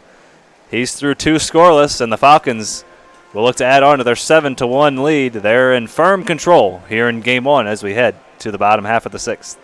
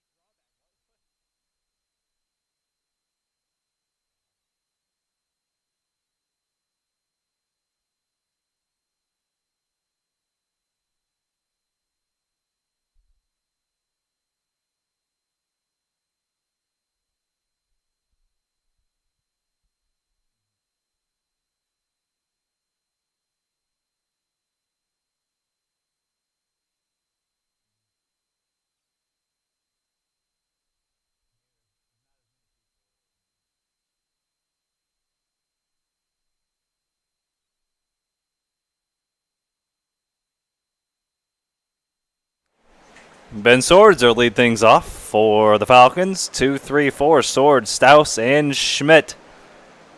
The triple S's right in the heart of this Falcons lineup have done a lot of damage so far this summer, and they'll look to do some more here in the 6th. Already with a 7-1 lead. 7 Falcons came to the plate in that 4-run 5th inning, and that's what has them on top. 7-1. New arm for the Cavemen, Drake Salzman into the game. Primarily seen him start some ball games. A strike-throwing machine for the Cavemen. He's been one of the better starting pitchers we've seen so far in the Carshill Collegiate League, getting some work here in the 6th of this ball game. 1-2 count here to Ben Swords, leading things off. He's working on a 3-for-3 ball game. Driven in a run, scored a run. Salzman has worked a team-high 19 innings. 24 strikeouts to 6 walks. And a 3.32 earned run average for Mr. Salzman. He started 4 ball games, going at least 4 innings in every one of those starts. Worked once out of the bullpen back on July 5th against the Hoots, working a scoreless frame. The 2-2 to Swords is down low in the dirt, 3-2. Swords trying to get on base for the 4th time. A trifecta of singles so far for the Webster University Gorlock, a hitting machine throughout his collegiate days. But he looks at strike 3 there, a strikeout for Salzman to start his night. 4th pitcher we've seen so far for the Cavemen.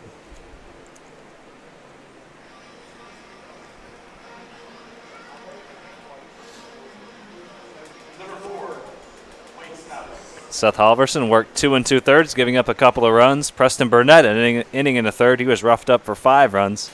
A scoreless inning for Chase Stevens, and now Drake Salzman, 4th pitcher for the Cavemen. For the Falcons, it was Ben Peterson for 4, and then Ari Gordon for a scoreless 2 with 4 strikeouts.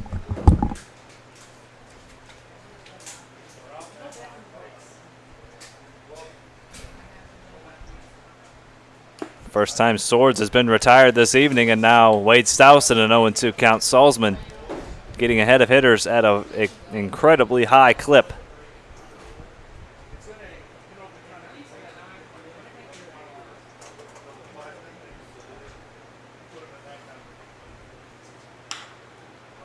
Top 3 in the league in first pitch strike percentage, as that's chopped out to short. And a nice play by Andy Bunton for out number 2 rather. Salzman getting ahead of hitters on the first pitch 67% of the time. Just behind Falcons hurler Ryan O'Connell at 68.5%. And the man we'll see on the mound tonight, Devin Turbrock, at 69.8%.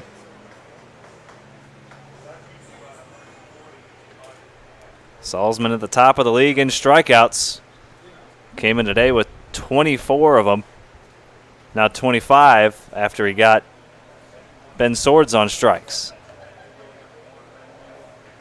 So 7-1 Falcons lead. 2 in the 3rd, 1 in the 4th, 4 in the 5th. A 2 RBI double by Michael Long. Second time he's done that. Doubled into the left field corner. He's driven in 4 runs. Alex Hoff, the last 2 runs of the inning on a 2-run shot to left field. His 2nd home run of the summer. As Austin Schmidt skies that one into right center. Gutzler has it all the way, and he puts it away. A 1-2-3 inning for Salzman. Cavemen need a touchdown. We head to the top of the 7th, 7-1.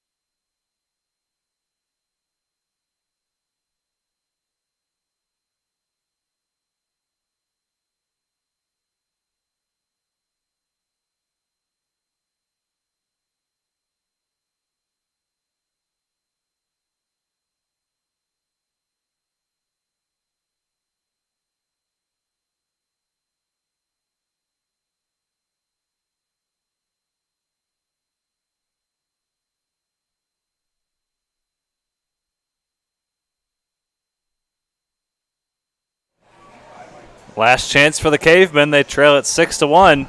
On to close things up for the Falcons. Their third pitcher in this ball game, the big right-hander, Zach Karbowski, will make his fifth appearance. He's been electric so far. 9 innings pitched so far this summer, 15 strikeouts, just 2 walks. A 1.56 earned run average, just 2 earned runs given up in 9 innings of work. So he's been pretty sharp. Mm-hmm. And they'll have a last little whirl at it. Down by 6 runs in their final shot, the Cavemen. And that's hit on the first pitch. Ben Swords on a dive. Pops up and throws to first, but the throw is wide. And heads into the first row, and Mitch Daniels will go to second base.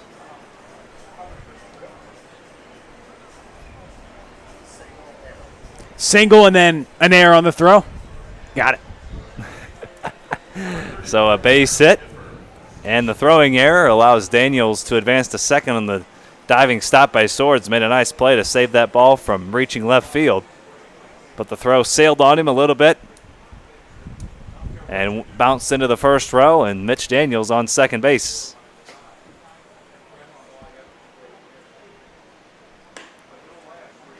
And now Connor Kiffer with the runner in scoring position. Cavemen trying to mount a rally here in the final frame.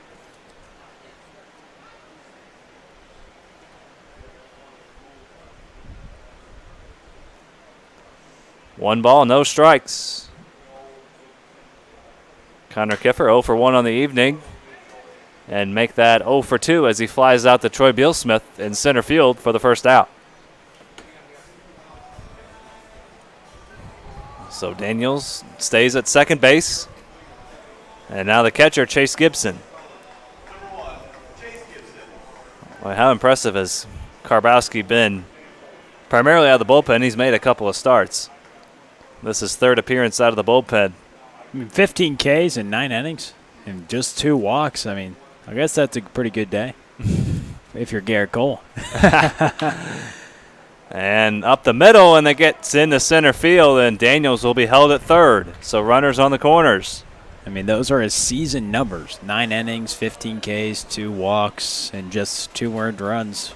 That kind of sounds like a day that Max Scherzer would have at the ballpark or Garrett Cole. So it's pretty good for Zach Karbowski, the former Division I Indiana State arm, looking for a school to go to now. And, man, he won't be short to find opportunities. Oh, no. Great fastball, great command of the zone. Just a good pitcher. Doesn't let up a lot of hits, but trying to work and close the door for Mr. Kiesel's team. And also can't forget about the high socks either.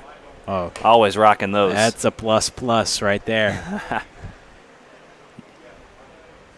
So Karbowski now will have to deal with a couple of base runners.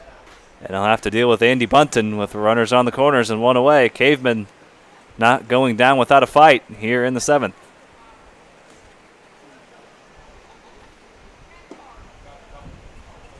Two balls, no strikes. Bunton, a base hit back in the third, and he was caught stealing. Ground out to third base in the 5th.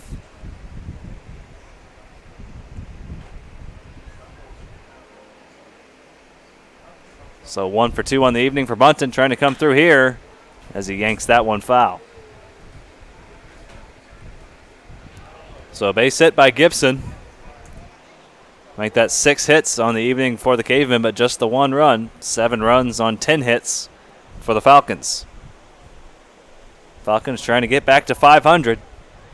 Been a bit of a streaky summer for the Falcons. As there's a called strike, 2-2. Cavemen trying to pick up their 6th win. They need a massive rally here in the 7th. 2-2 count to Andy Bunton. Karbowski looking for the strikeout or the double play. The 2-2. In the dirt as Karbowski hits the deck. Well, I kind of feel bad for that mound having to take that blow. Seen a couple of those tonight. Ari Gordon did the same thing as well. So now count goes full. Again, the bottom of this Cavemen order, putting it together a good at-bat. The 3-2 from Karbowski. In the left field, that's shallow, and that's going to drop for a base hit. A run is going to score on the RBI base hit for Bunton. He's 2 for 3. And the Cavemen have their second run of the ball game and cut the deficit to 7-2.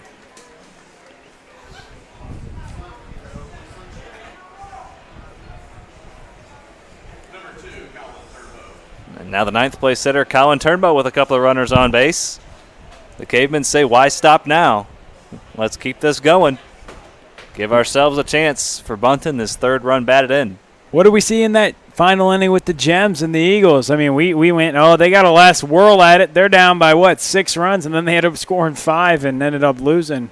So, I mean, and these final innings, these outs aren't easy to get. And guess what the score of that game was going into the 7th? 7-1.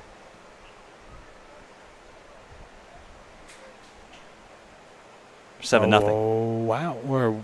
They scored a lot. They almost came back. Final score is 7-6. So no balls, 1 strikes to Turnbow. Now 2 strikes.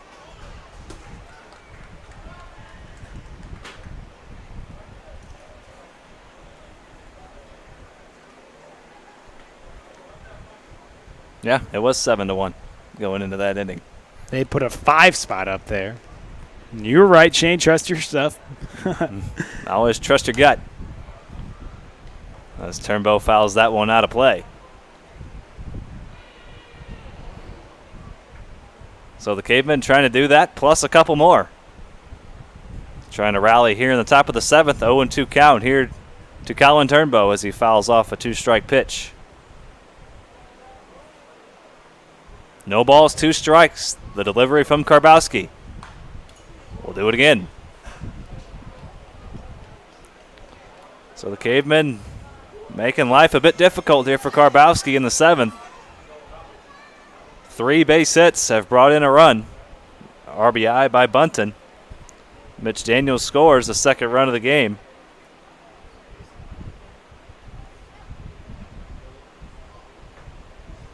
The 0-2. Hit in the right field. That's going to be another base hit. And the bases will be loaded. 4 hits in the inning for the Cavemen. Showing a little life here in the 7th. Wow. I mean, again and again we say they have a final stab at it in the last inning, and then it turns out that they're getting themselves in position to make a comeback. They were getting out hit. They had just 1 run on the evening, and then they score 1 here, and they're in a good opportunity now with 8 hits on the night. Now Danny Sperling with the bases loaded. An RBI opportunity for Mr. Sperling. 1 away in the inning. 4 base hits have brought in a run and loaded the bases. Here in the top half of the 7th. The 0-1 in the dirt, blocked nicely by Schmidt. Sperling, a quiet night out of the leadoff spot, 0 for 3 with a couple of strikeouts.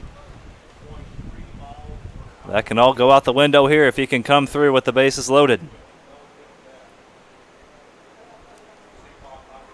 And the big bat of Gutzler waiting on deck. 1 ball, 2 strikes after the foul ball.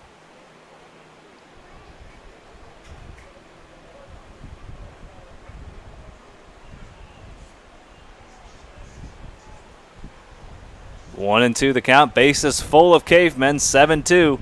Cavemen showing a little life. Now 2-2. Danny Sperling always works a nice at bat. One of the reasons he's out of the leadoff spot. Good contact hitter. Good eye at the plate as well. A do-it-all player. Trying to come through here in the 7th with the bases juiced. Zach Karbowski looking to work out of trouble. The 2-2. We'll try it again. So once again, like clockwork, the 7th inning getting interesting. even in a 7-1 ball game entering the inning.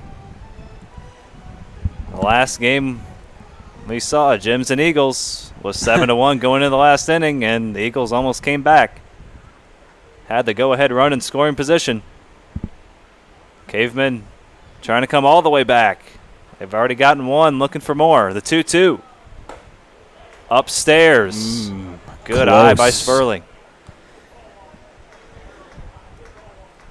It's crazy how these games just get like this in the 7th. I've never seen something quite like it where every single inning, I mean, I know we're due to get some walk-offs, some wild finishes, but every single time we've never seen something clean, maybe 1 or 2 times this whole year. It's like clockwork. It's the 7th inning in the Card Shield Collegiate League. There's something about it. It just finds a way to get interesting. We really can't explain it. We haven't got to the bottom of it yet. No, we haven't. We'll probably try to come out with some good case study about why.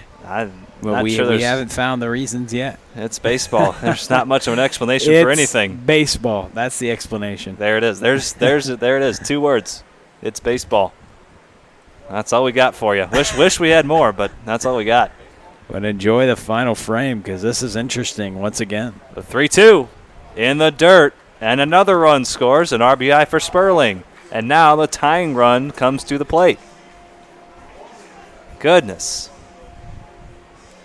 And Austin Miney wants to talk it over with Karbowski. Even Karbowski, who's been sharp as just spot on all summer long. That's another 9 funny innings, thing, too. 15 Ks, just 2 walks. I mean, doesn't matter who comes out here for the final frame. It feels like every single time in the 7th inning, things have got wild. Back-to-back games, a team comes into the final inning, 7-1.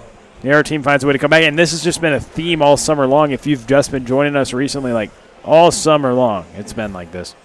And you wonder, I know they're probably not thinking about it during the game, but if you're a pitcher on a team that's winning going into the last inning, maybe you're like, no, I don't want to go out there for the 7th. I don't want all this craziness to happen while I'm on the mound. Let somebody else try to handle it. Well, some guys maybe want they're the like, ball, some guys. Maybe they're like, maybe I want to be the one to try to reverse that trend. But now Brandon Gutzler representing the tying run, and with the bases loaded. We know the big-time power he has. He can tie it with one swing of the bat. How many homers did he have, Shane, in college? 52 homers in 5 seasons in college, including 16 in 1 year at Murray State. He can swing it. The 0-1, swing and a miss. He swings through that fastball. I mean, this is exactly what you want if you're Will Bradley. You got Gutzler and then man on deck with a chance to make a comeback. Just a couple outs to work with, but things getting interesting. And as long as Gutzler doesn't hit into a double play, man will get a chance. 1 out, no balls, 2 strikes. Swing and a foul tip. Schmidt hangs on for strike 3 and out number 2. And how big of a strikeout was that to get Gutzler with the bases loaded? Man, he was bear down right there, and he got him. That was a great challenge pitch against a guy who you know can tear the cover off the baseball. I mean, one of the better hitters in this league. We haven't even seen much what he's done in this league, but we already know he's one of the better hitters in this league. He already had a couple hits tonight, and he goes credit to Karbowski challenging right there with the bases loaded. And now Luke Mann will represent the tying run. Now 2 outs and the bases loaded. Sometimes pitchers pitch better with the bases loaded. They know, hey, I got nowhere to put him. I'll challenge him. Mm-hmm. Look at a guy like Giovanni Gallegos. Was a guy like that for the Cardinals the last couple of years. Yeah, he's been good. Hopefully we can get him back and throwing. I saw today he was throwing a simulated game. Yeah, a little live action. On the mound, so finally back with the team, which is good. 1 ball, 1 strike here to Luke Mann, representing the tying run. It was 7-1 coming into this inning. Now 7-3. Now 2-1 to the Mizzou Slugger. Oh, things can get crazy. The Mizzou Slugger's right. He's put the ball out of the ballpark handful of times already this summer. No shortage of power at the plate. Trying to deliver a little 2-out power and maybe tie this ball game.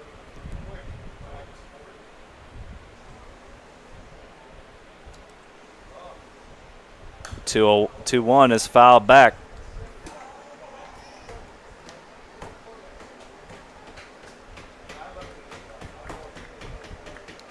Man, already has 5 homers so far this summer, tied for the league lead. With the catcher behind the plate right now, Austin Schmidt and Tate Matheny. Falcons 1 strike away from closing out this ball game. Cavemen 1 swing of the bat away from tying the ball game. 2-2 to Luke Mann facing Zach Karbowski. Here it comes. Popped up down the left field line. Ben Swords into the bullpen, but he gets out of play. So a 7-3 ball game. 1 strike, the game could be over, or 1 swing of the bat, it could be tied. Man, how beautiful is the game of baseball.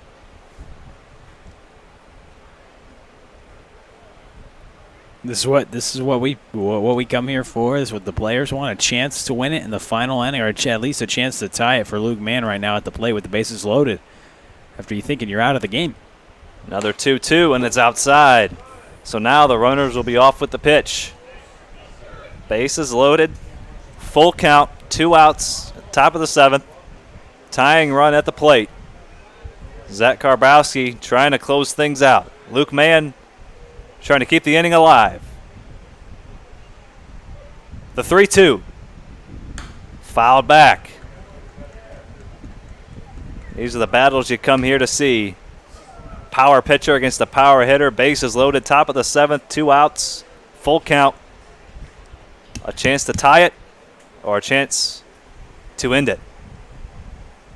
If Karbowski can get Mann here. This will be pitch number 8 to Luke Mann. Bases loaded, 2 outs, 3-2 count. Karbowski trying to shut the door. The 3-2. Strike 3 call. Luke Mann goes down on strikes. Zach Karbowski closes it out. It got a little interesting, as it always does in the 7th, but the tying run came to the plate. But the Falcons win it 7-3 in another interesting 7th inning, just like clockwork. It was 7-1. Cavemen made it interesting, but the Falcons close it out with a 7-3 victory, and they moved to 7-1. They moved back to 500. Cavemen fall to 5-8-9. So the Falcons hang on, 7-3.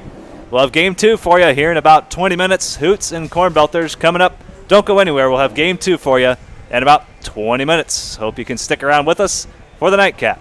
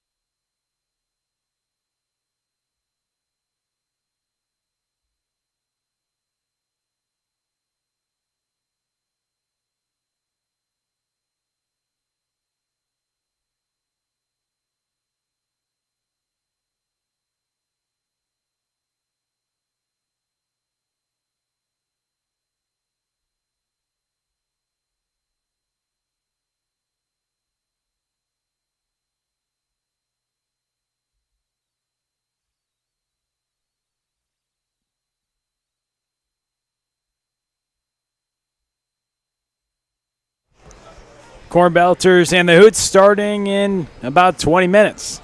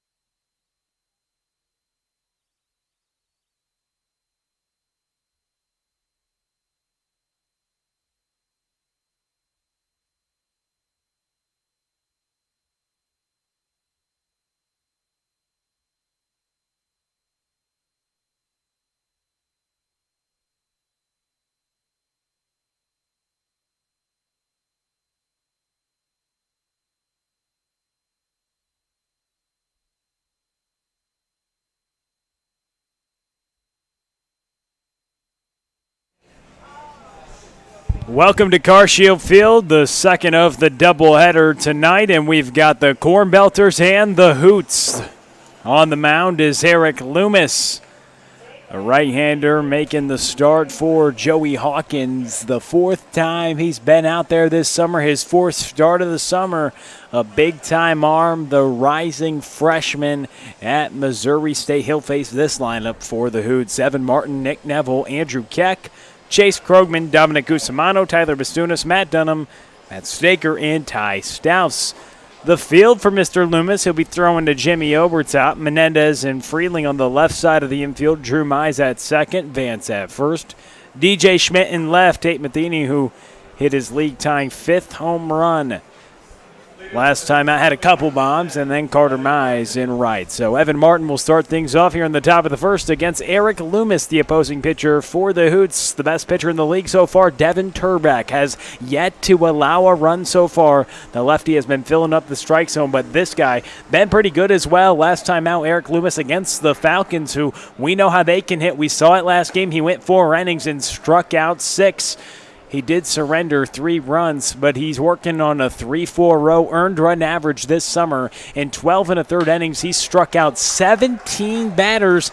But Evan Martin will start this game off with a single. But Shane, that strikeout stuff has been there all summer long. In 12 1/3, 17 Ks, 8 walks though, but big-time strikeout stuff from the young right-hander rising freshman at MSU. He faces Nick Neville after the leadoff single from Evan Martin. He's had to battle some control issues at times. He's had to battle the elements. He pitched in a downpour the first time he pitched, so he's had to contend with some things on the mound kind of outside of his control, but he's dealt nicely with it and had a nice summer so far. Yeah, that first time out, he went 3 2/3 against the Gems, had 7 strikeouts, and then faced the Falcons last 2 times on the mound. Worked 4 innings. Last time out, 4 2/3 in his second start, now making his 4th start of the summer. And the right-hander works to Nick Neville, the 0-1. It's grounded to the right side. A diving play by Drew Mize. He throws it over, but Nick Neville is safe. Hit the infield single, back-to-back singles by the 2 roommates, Evan Martin and Nick Neville, and that brings up Andrew Keck. Seems like we've said that a lot with these 2 fellows at the top of this order. That's 1-2 is a deadly 1-2 combination. Oh, this 3-4 something else as well. Andrew Keck and Chase Krogman on deck. Andrew Keck, big-time pop. We've already seen him go yard a couple times this summer. The former Vianney standout and state champion. The SEMO catcher was hitting 400 in 2020. He's had himself a nice summer as well so far here with the Hoots. It right smack dab in the middle of the order to the big 3-hole as the first pitch misses to Andrew Keck. 1 ball, no strikes. With runners on first and second here in the top of the first, Hoots trying to get things going early against Eric Loomis. The Hoots have done an exceptionally good job of scoring first. They've done a great job of scoring in the first inning, but that hasn't really been the same storyline the rest of the game. The reason why they are in third place is because of their great pitching. Their team ERA before the last few games was below 2. It's ballooned up into the 2s. God forbid. Joe Lincoln was mad that we mentioned that team ERA as the sliding into third base. Martin is out. The first out made at third base. Evan Martin getting aggressive right there, but it doesn't pay off. So Martin cut down at second by Jimmy Obertop, the Michigan catcher, and a runner in scoring position still with Nick Neville, but 1 away for Andrew Keck. And in the first inning, you don't mind that first out at third base quite as much as you would maybe in the 5th, 6th, or 7th inning. Just trying to get aggressive in the first inning. Nothing wrong with it. Still got to run, and also with the runner on first base, that allows you to be a little more aggressive because no matter what you do, you'll have a runner in scoring position.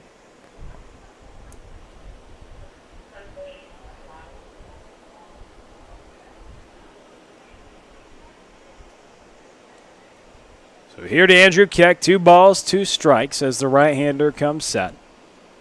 Neville at second after Martin gets cut after back-to-back singles. Menendez fields this one low throw. Nice scoop by Vance at first as Menendez threw it across the diamond, but it took 1 hop on the turf, and Vance scoops it up, the Tiffin University infielder, and that is 2 away.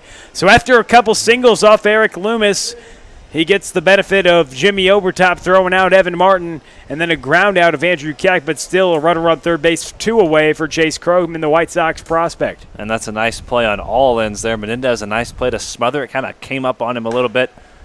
And a bit of a low throw on the first. Vance, a nice scoop, and good base running by Neville at second to get to third base on the throw as well. So Loomis working, runner on third base. Chase Krogman in the box, the left-handed slugger with an open stance. The offering misses low. 1 ball, 1 strike to Chase Krogman.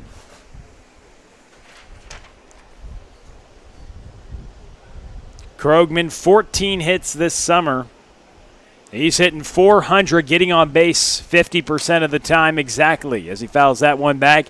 Chase Krogman, 14 hits and 35 tries, 9 singles, 4 doubles, and 1 triple. No home runs for the cleanup hitter Chase Krogman so far, but leading the team with 14 hits. 1 ball, 2 strikes, the offering from Loomis. Krogman fights it off. He's been as advertised, kind of flying under the radar. We kind of expected it from him as opposed to the breakout stars of Austin Schmidt and Luke Mann and the like, but Chase Krogman chugging right along, having a fantastic summer. Played great defense in the outfield and swings the bat exceptionally well.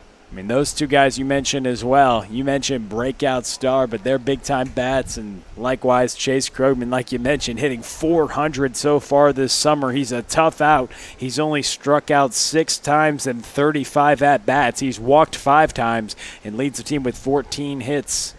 With an OPS over 1,000, the only hitter on the team really with a good amount of at-bats, to say that. At least someone who's been a mainstay in the lineup. Other additions, Nick Neville over 1,000 and Andrew Keck. Nick Neville, as we mentioned, 6 doubles, which is a team high in 25 at-bats. 6 of his 8 hits are doubles. He's on third base. He got a single here in the first. Evan Martin and Nick Neville started off with singles, but a swing and a miss right there by Krogman, and Loomis strands a runner on third base. No score as we're through 1/2 inning. Eric Loomis strands the runner, works around a couple of singles in the top of the first. We send it to the bottom frame on Car Shield Collegiate League TV.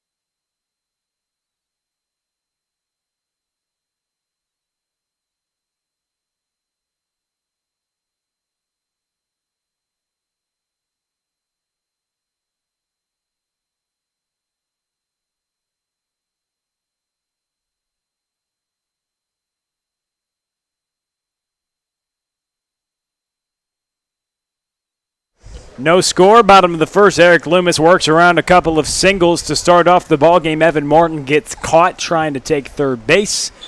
A ground out, and then the strikeout of Chase Krogman. And now that brings up Drew Mize and Tate Matheny, Jimmy Overtop, the top of the lineup here in the bottom of the first. Of course, against Man, oh man, Devin Turback, one of the best pitchers we've seen so far this summer.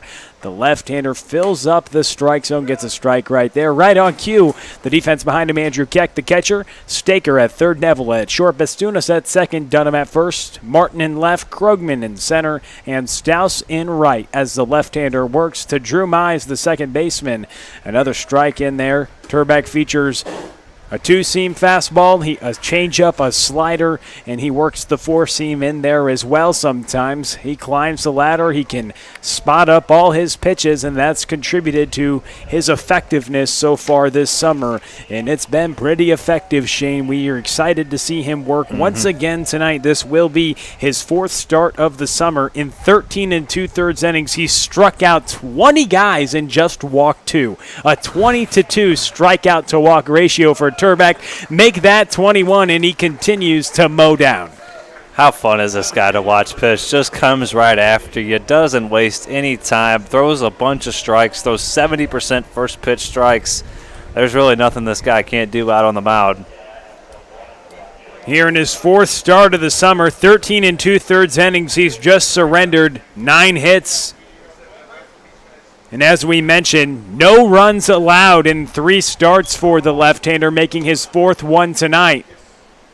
For Joe Lincoln and company in the Hoots, featuring some nice uniforms. It's Star Wars night. They've got the fresh uniforms, and they've got a fresh starting pitcher on the mound. He struck out 21 hitters this summer and just walked 2, making the 4th start, and it's always fun. We always anticipate a big-time arm on the mound. He's yet to surrender a run. And we'll see if he can continue that trend tonight. 13 2/3 scoreless streak for the left-hander as he faces Tate Matheny, who hit a couple home runs last time. Now with 5 this summer, a tie for the league lead. That's going to be fun to watch Turback, how he works to this Cornbelters order. We know how dangerous they can be. Tate Matheny with 10 hits, which is second on the team to Kyle Vance. And he hits this one to the left side, gets through the infield for a knock for the center fielder, Tate Matheny. I heard Dan McLaughlin shout out Joey Hawkins and Tate Matheny last night. A couple Cardinal baseball players were training at St. Louis University. Coach Hendrickson opened up that facilities for a couple Cardinals who were looking for a place to train. And shout out former SLU coach, assistant coach Joey Hawkins, and maybe other minor leaguers like Tate Matheny, I believe, were working out with there as well. As Matheny gets a single right there. 11 hits on the summer for Matheny in 40 tries. And as we mentioned, 5 home runs, 10 runs batted in. And a team leading 12 runs scored as he gets the knockoff Turback, which is tough to do. But that brings up Jimmy Overtop, the Michigan catcher. 3 home runs so far this summer for Jimmy, a swing and a miss. 9 hits and 36 tries for Overtop. He's hitting .250. He struck out 16 times in 36 at-bats, but when he puts the ball in play, a lot of times great things happen for him. With 9 knocks, and 5 of them have gone for extra bases with 3 home runs and 2 doubles. Got him as the third-place hitter in the order, but just with 3 runs batted in so far this summer on his 3 home runs. We're trying to get him in there with more runners in scoring position. See if he can, with those extra base hits, start driving in more hitters. This ball's belted well to left field. Evan Martin's backing and tracking and catching it at the warning track for the second out here in the bottom of the first inning. No score so far. Eric Loomis surrendered a couple of singles in the top of the first, but got out of it, stranded a runner. Got helped out with his catcher Overtop, who just flew out. Gutting down Martin, trying to swipe third, then got a ground out and a strikeout of Chase Krogman. And now, after a strikeout, a single, and then a fly out to left, Tate Matheny's on first base with 2 outs, and that brings up Kyle Vance. The pickoff move, but Matheny's back safely. Kyle Vance, 11 for 29 so far this summer. He's hitting .379, one of the best marks in the league so far. 7 singles and 4 doubles for the slugger, playing first base tonight, and the cleanup hitter here against Devin Turback. The offering. It's fouled back. Turback, the reason I believe he's so effective is obviously he has great deception. The left-hander works quickly and throws a lot of strikes, but his movement is something we don't talk about a ton. He gets ahead in the count a lot of the times, and the weak contact comes because he features that two-seam fastball a lot, and also it helps that he works on the third base side of the rubber. It's just scooting away from these right-hand hitters, and he's consistent in the zone with that as well as he throws the breaking pitch and misses low. And he kind of throws across his body, too, doesn't stride directly towards home plate. He starts with that front foot a little bit more closed than you would see normally, and that gives him great deception. He's able to hide the ball well, and that's the hitters just struggle to pick up anything off this guy. That ball's drilled to the right side. That's going to be a knock for Kyle Vance, his 12th of the year, and potentially a run. The arms go up in right field by Ty Stouse. I think that ball rolled under the fence. There's a bit of a gap under that fence so down there. they're going to call that the ground rule double because he couldn't pick up the ball. Tate Matheny will have to go back. That was almost the first run of the summer that Devin Turback has allowed.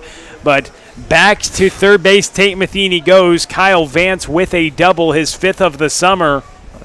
And now runners on second and third with 2 away. DJ Schmidt to the plate. And even when a Cornbelters runner crosses home plate, Devin Turback still doesn't give up a run.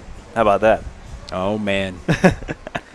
But he's in a pickle here with a couple of runners in scoring position in the bottom of the first. We haven't seen Devin Turback face much adversity this summer.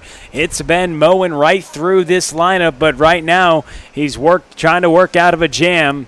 He's working on 13 2/3 innings, scoreless so far. He's trying to continue that streak. No runs allowed, and as we mentioned, 20 Ks. Make that 21 now with 1 tonight and just 2 walks. But a couple runners on, and the Cornbelters trying to get to the left-hander early in the nightcap. Cornbelters Hoots. And back to that double into the corner, why some fans might be wondering, some people watching might be wondering why Matheny was held up at third. You can't really see it down the right field line, but we've been out there on the field a few times. There's a gap there's a chain link fence in foul territory down there. And the ball is just big enough for a ball to roll underneath, and that's likely what happened. We couldn't see it, obviously. We couldn't see exactly what happened, but that's at least a presumption that we have. And so the left-hander working to DJ Schmidt. He's way ahead, 0-2 in the count. To the outfielder from Missouri Baptist, Turback. Working in the stretch, getting the signs from Keck. He works from the third base side of the rubber. Looks in and comes set, gets his grip in his glove. Wearing the high socks, DJ Schmidt calls time. This is a fun matchup right here. Devin Turback excels at putting batters away. DJ Schmidt, one of the toughest outs in the league, doesn't go down easily ever. This will be a fun matchup to watch all night long. 0-2 pitch. Fouled away. DJ Schmidt staying alive against the left-hander. Like you mentioned, a fun matchup. DJ Schmidt has impressed so far this summer.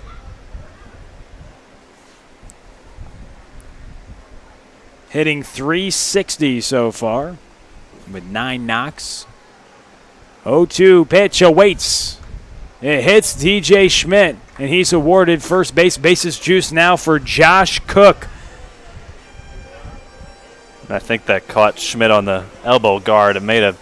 Sometimes when the ball hits that elbow guard, it almost sounds like it hits the bat, but that's just hitting that hard plastic on that elbow guard. Sometimes it sounds like it hits the bat, but... So now it's Turback, who hasn't given up a run yet this summer, trying to work out of a jam here in the bottom of the first inning. Gets ahead on Josh Cook with the breaking ball. Cook is someone who's shown his power with a couple homers this summer. We know he can put the ball out of the ballpark, but can he give the first-place Cornbelters a lead against the stingiest hurler in the league? 0-1. Matheny getting a huge lead at third base. You almost thought he could have thought about trying to steal home as Joey Hawkins is going to talk with him. He's halfway there, getting a bigger lead. Having some fun over there at third base with the bases loaded here in the bottom of the first. No score so far, but a couple of hits off of Turback so far in this inning. The left-hander delivers. That's right up the middle. A couple runs are going to come across. The scoreless streak over, and a 2-0 lead for the first-place Cornbelters as they notch a couple runs here in the bottom of the first against Turback. And just like that, first inning, Cornbelters wasting no time jumping on the scoreboard. An excellent piece of hitting by Cook. When you're facing a guy with a lot of movement and a lot of deception, you have to see that ball as long as you can. It's hard, but these guys have quick hands. They know they have the bat speed to catch up to just about anything, and Josh Cook, no exception. Excellent approach at the plate, taking the ball right back up the middle. That's what you have to do. With the bases loaded, 2 away against a pitcher like this, you're not going to have many chances. So anytime you can get a chance, you have to come through. With 2 outs, a double, a hit by pitch, and then a single. 2 runs across. Sturback drops in the changeup against the Billikens. Zach Freeling, the shortstop tonight. A 2-0 ball game. Cornbelters score 2 here in the bottom of the first against Devin Turback, making his 4th start of the summer. Those were the first 2 runs he's allowed so far this year.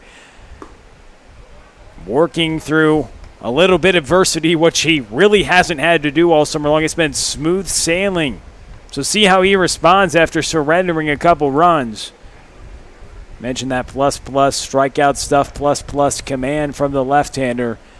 But can he work through it here after surrendering 3 hits? He does get a strikeout, so a couple Ks, but a couple runs as the first place Cornbelters on top after 2-0. You're watching Car Show Collegiate League TV.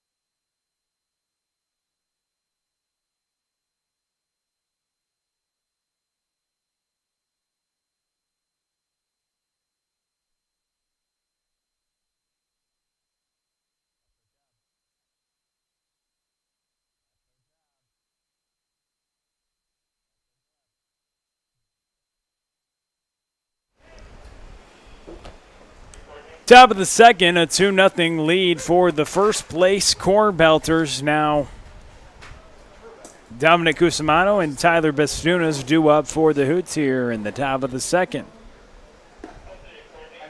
Eric Loomis, we know he has big-time strikeout stuff. He's featured a great fastball so far this summer. Likewise, Devin Turback, both have about 20 strikeouts so far this summer, both making their 4th start of the summer in a primetime pitching matchup that we alluded to before this ball game. But the Cornbelters come on top in a game that we may not see many runs. The Cornbelters are the ones who get on the board first. That could prove huge down the road as we expect both of these starting pitchers to settle in and gobble up, get into the 5th inning probably for both of these hurlers as the right-hander delivers to Dominic Cusimano. 2 balls, 2 strikes to the designated hitter here in the top of the second inning. Just a reminder, Interco Recycling brings you all these innings. You can call 1-877-258-3601 or go to the web at www.itcscrap.com. Interco Recycling, a Melotronics recycler since 1996.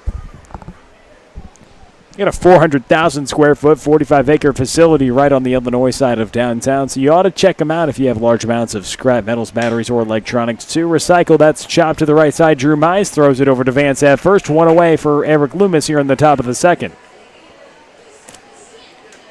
And now that Loomis has a lead, it's time for him to bear down here and string together a couple of scoreless innings, get that confidence rolling. bear down. See what I did there? Joe Lincoln, the assistant coach for Missouri State, watching a right-hander who's headed that way this coming fall, rising freshman. Maybe he can bear down here. We've seen that strikeout stuff, and we know that the way he can take his game to the next level is just being more consistent in the zone. That fastball he can command very well at times, and it's not like the walks have been a huge issue, but to get deeper into the ball games, he's been very, very competitive so far this summer. Getting ahead more would help him a lot just because he has such great stuff. A lot of these hitters don't have a chance once he gets ahead. 2 quick outs for Loomis here in the top of the second. And he's got the stuff to compete at the Division I level. Still a little raw. I'd like to think he's one of the pitchers with the most raw talent, raw stuff in this league. I'd say, yeah. Especially coming out of high school. I'd say the guys coming out of high school have just probably impressed me the most, and 3 of them are on the Cornbelters, and you got Losey, James, and then this guy, Eric Loomis. They're all rising freshmen at the Division I level. Missouri State right-hander on the mound right now, Eric Loomis. Losey is a commit to Mizzou, and James is a commit to Iowa. All take the rubber for Joey Hawkins, and what a play by Will Menendez. Backhands it, then fires it across the diamond. A 1-2-3 inning for Eric Loomis. We send it to the bottom of the second, 2-0 Cornbelters on top.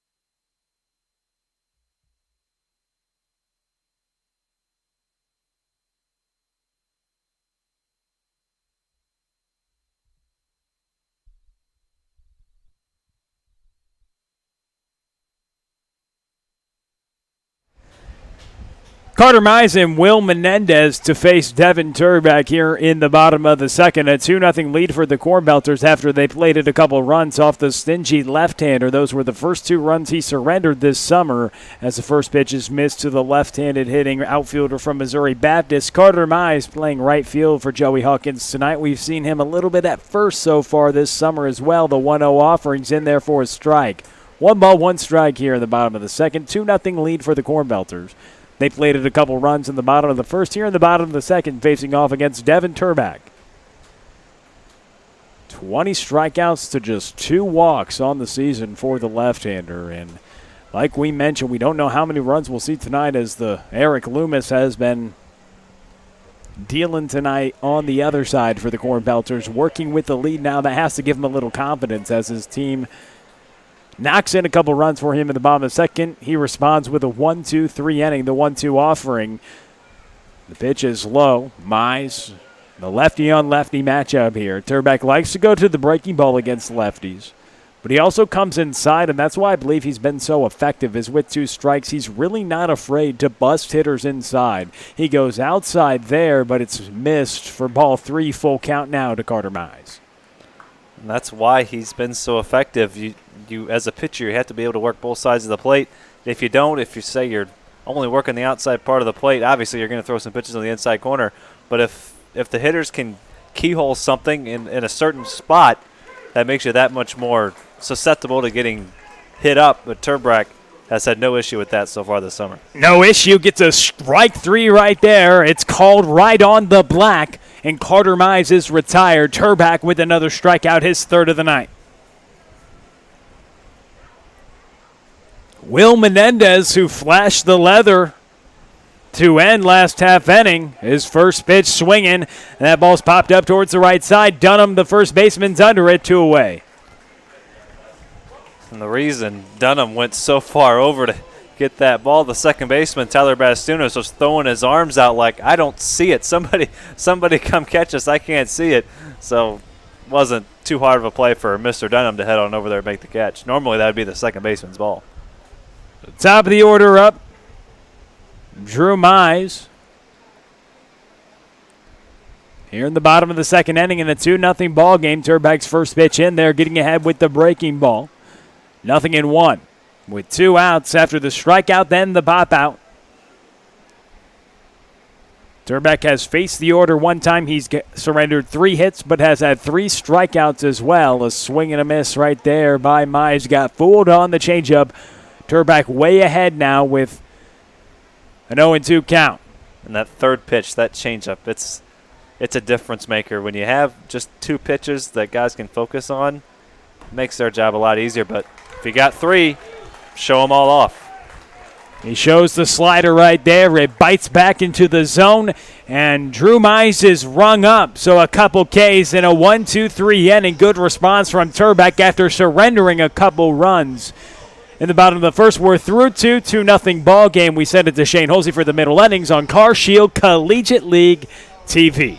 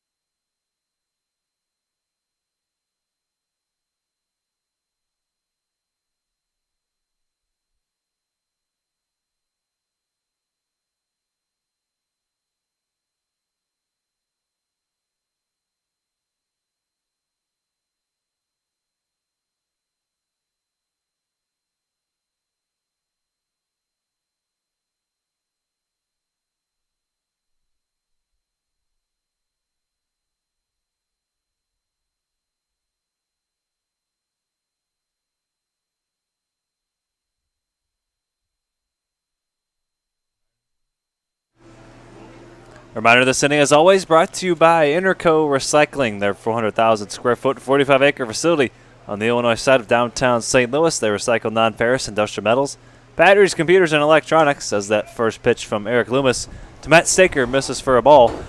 You can call 1-877-258-3601 or head to itcscrap.com, and Interco will handle all your recycling needs. A 2-0 count here to Matt Staker. Interco Recycling, a Metaltronics recycler since 1996. 2-0 count here to Matt Staker. He leads off the top of the third for the Hoots, facing a 2-0 deficit, and he sprays that one foul and out of play down the right field line. 8, 9, and 1 for the Hoots here in the top of the third. 2 out, 2 RBI single in the first by Josh Cook. The only tallies of the ball game so far. Devin Turbeck with a nice bounce back bottom of the second, striking out a couple of hitters and working a 1-2-3 inning. And now his offense will try to get him some runs. They haven't gotten any in the first couple innings against Eric Loomis, who's been stingy tonight. He's retired 5 straight after back-to-back base hits. So that pitch. Now 3-2 count here to Staker. Staker 3 for 15 on the summer and make that 3 for 16 as Kyle Vance steps on the bag for the first out. Loomis did a good job of settling in, Shane. You mentioned it. Back-to-back singles to lead off the ball game. But he gets through the first inning with ease. He comes around and gets helped out with Obertop throwing out Martin. I mean, that was a big change of the ball game right there. Mm-hmm. The first out at third base, then he goes and gets a ground out, a strikeout, and now he has retired 6 hitters in a row. Ty Stouse, first split swing. Kyle Vance on a dive, the throw from his knees, and Loomis gets the bag for out number 2. Nice play on both ends for the Cornbelters. The diving play and then Loomis getting over in time. You practice that run to the base, get there as quick as you can, but you got to watch out for the runner. You don't want to get in a collision, obviously, so you get there and then you peel up right at the last second so you can get there as quickly as possible. Some used to teach that banana peel, but that really isn't the case anymore because you got to get over there really quickly, like Loomis did. Good job right there for 2 away, and he's been cruising. Make that 7 straight retired, dating back to the first inning for Eric Loomis. And 6 of those outs have come on the ground ball. Evan Martin in the box, a 1-0 count. Make that 1-1 as he swings through the changeup from Loomis. Yeah, he got fooled right there. I think he was gearing up for the fastball. Then at the last second, it looks like a good pitch to hit for him, but a little delayed swing as it dropped off the table. Goes to that pitch again. He spikes this one, 2-1. Martin singled, and was that runner thrown out at third base by Obertop. Martin getting a little aggressive with no outs in the first inning. And as a result, he recorded the first out. And then Andrew Keck grounded out, and Chase Krogman struck out, and that was that. And since then, Loomis has been cruising. And he's quick, and the ball got away from Obertop, and you got to give credit to Obertop because after you let up a couple singles to Neville and Martin and then Neville to start the ball game, and then Andrew Keck is up in a situation where he has the ability to do some damage, but man, that's that first inning.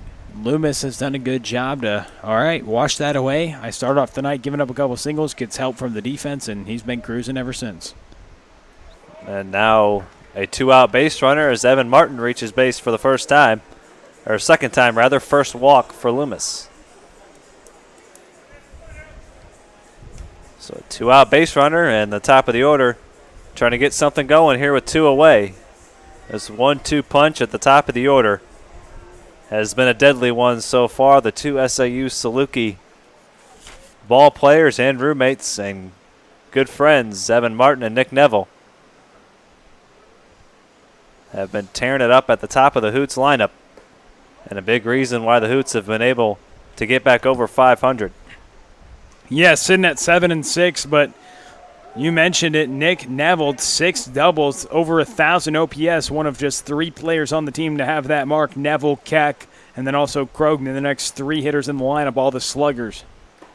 A swing and a miss there from Neville. That OPS just under 1,100 coming into play. 320 hitter getting on base about 41% of the time and slugging 680, almost 700 with those 6 doubles and a home run.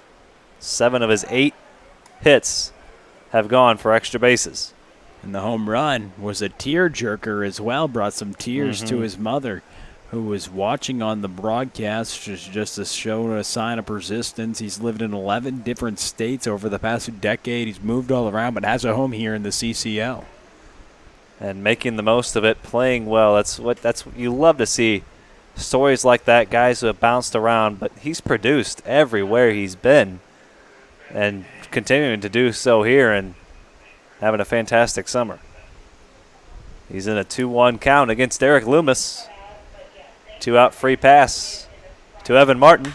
And now a base hit for Nick Neville. He's 2 for 2. Evan Martin, good speed. He's going to try for third. The throw from Schmidt is not in time. Neville up to second. How fun are these two kids having on the ball field? Moving around, flying around. Martin, who made the first out in the first inning at third base, risked it to try to make the third out potentially at third base, but no, he's going to stick to his guns, be aggressive. He's quick. He trusted it. He gets there, and Nick Neville slides into second. The two buddies off the field are now having some fun at the top of this Hoots order, and they have a chance to knot up the ball game with a big RBI machine. Andrew Keck at the plate with a couple runners in scoring position. We'll see if Loomis can't bear down after cruising. He gets back to the top of the order and a couple more singles, a couple more knocks off him, let's say, as Keck is in the box. And that's what these two have been doing all summer long. It seems like whatever one does, one just finds a way to one-up the one before him, and it's really fun to watch these two. They're having loads of fun here this summer, and when you're playing well, it's easy to have fun, especially when you're playing the game of baseball. Always fun at the ball field for sure, Shane. As Obertop snags that one, reached all the way across his body as Loomis pulled the fastball. Not an easy play there for Obertop. That ball easily could have gotten back to the screen.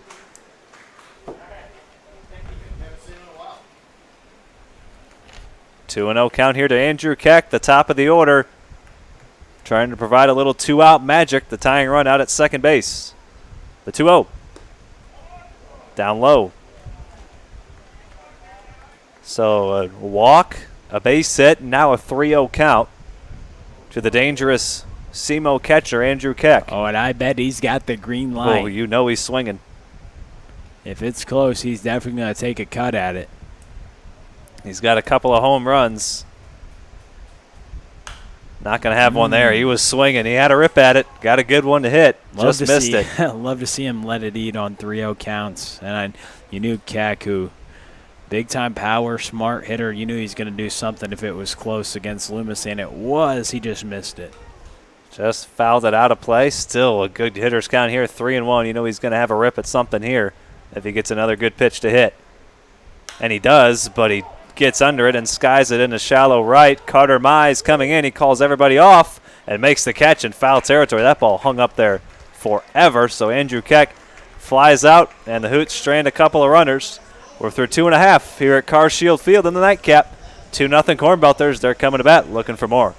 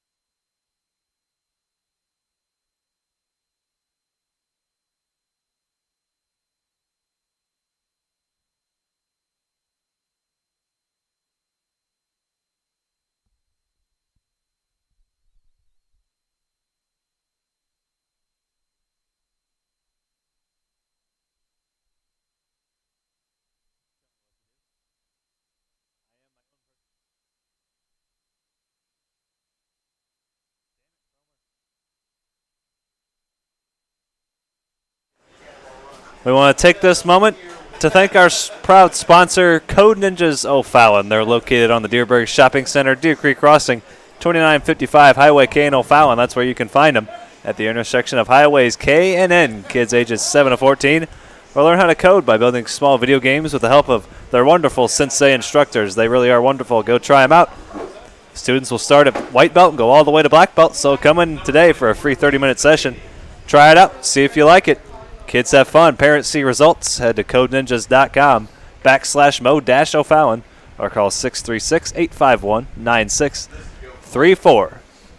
That's codeninjas.com/Mo-O'Fallon. That's Mo-O'Fallon. Call 636-851-9634. Code Ninjas O'Fallon. Kids have fun. Parents see results. And Tate Matheny won't quite have some results there as he rips it foul. He's had results, though, in a lot of the times he's been at the plate this summer, and especially recently. We saw a little slow start. That's, of course, with many hitters. I think you're going to see that, obviously, like you saw in the CCL and the major leagues as well. But guys are going to time things up. Guys are going to start getting better, and Matheny has impressed. And he's going to have another base hit here as that gets down the right field line. He could have extra bases. And he's going to trot in with a stand-up leadoff double. He continues to produce here. A couple home runs last time out, a couple knocks now. And an RBI chance here for Jimmy Obertop. Now, we talked about the last time Obertop was at the plate.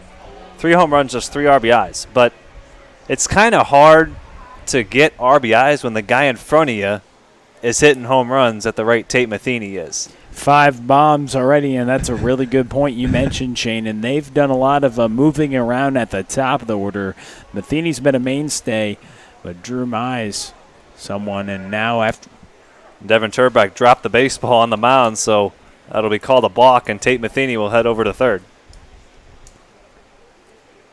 Interesting thing, but like now you mentioned, it's a different approach at the top of the order now for at least for this at-bat in terms of getting a run batted in. This should be a sure-handed RBI for a hitter, a solid hitter. We'll see if a very solid pitcher can't do what a pitcher needs to do in this situation and get a strikeout. But all the hitter's job is with the infield back is get a ground ball.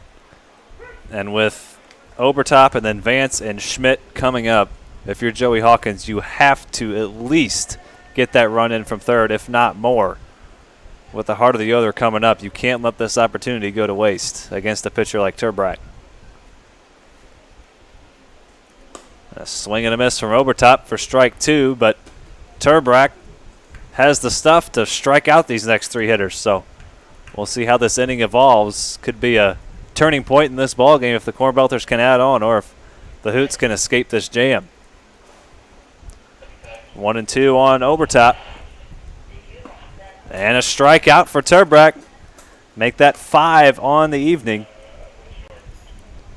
And he gets the first out of the third and takes care of Obertop. And now Kyle Vance, one of the leading hitters in the Car Shield Collegiate League.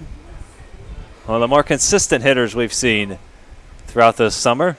Seems like you look at the box score after every game and Vance is 1 for 3, getting on base, couple of hits, whatever it might be, as he pops out to second, and now Turbrack 1 out away from escaping a runner on third base and nobody out.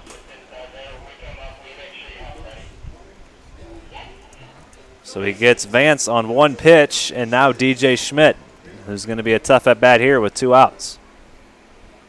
What a job by Turbrack. I mean, yeah, this obviously allowing runs tonight is not something we've seen him do, but he still looked good, making the pitches, keeping his team in the ball game. Every run counts, especially for the Hoots, who haven't been the best offensive team this summer, but now a chance to strand the runner. He's got a chance to keep the Cornbelters lead at 2. It was the 2 RBI base hit by the guy on deck, Josh Cook, that brought in the 2 runs. DJ Schmidt was hit by a pitch in an 0-2 count the last time he was at the plate. And he fouls that one away. That's a plate appearance we've certainly overlooked. An 0-2 count to DJ Schmidt. He fouled off a couple of pitches and then gets hit by the pitch, and the very next hitter, Josh Cook, comes through with a base hit. So Turbrack had Schmidt right where he wanted him, a chance to work a scoreless inning, and then hits him, and then the next hitter delivers a base hit. And what do you know? It's 2-0. 1-1 count here to Schmidt. Trying to deliver a 2-out RBI. It was a leadoff double by Matheny. He advanced on the balk after Turbrack dropped the ball on the mound, and then a strikeout and a pop-out. And Schmidt fouls that one out of play. So Turbrack now 1 strike away from getting out of it. Just needs to make 1 more good pitch. He's already made a couple this inning. They get a couple of outs. Just needs 1 more. Working from the third base side of the rubber against DJ Schmidt in a 1-2 count. Wow. Got him looking, got him on the breaking ball. Make that 6 strikeouts for Turbrack through 3 innings, and he's starting to settle in a little bit. We head to the 4th. Hoots coming to bat, trailing 2-0 here on Car Shield Collegiate League TV.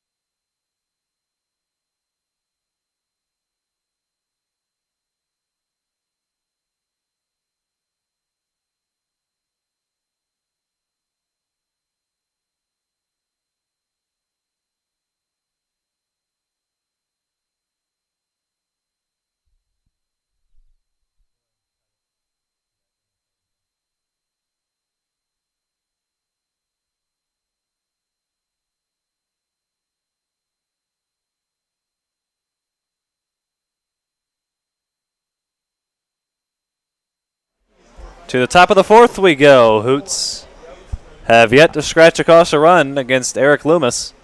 He's back out there for the fourth inning. No action down in the Cornbelters bullpen. So Eric Loomis, 3 scoreless innings, as he works to Chase Krogman to lead things off. Middle of the order, Krogman, Cusimano, and Bastunas, 4, 5, 6. As the Hoots try to mount a comeback here in the middle innings. Now a 2-0 count as that pitch misses in the dirt. So far for Loomis, 3 hits surrendered. 1 walk, just 1 strikeout, but he's gotten a lot of ground ball outs. 6 through 3 innings. Not going to get one there as Krogman laces a single into center field. So a leadoff single for Krogman here in the fourth. And now Dominic Cusimano, the designated hitter this evening, hitting 5th. And the Indiana State Sycamore will hit with Krogman on first base and nobody out.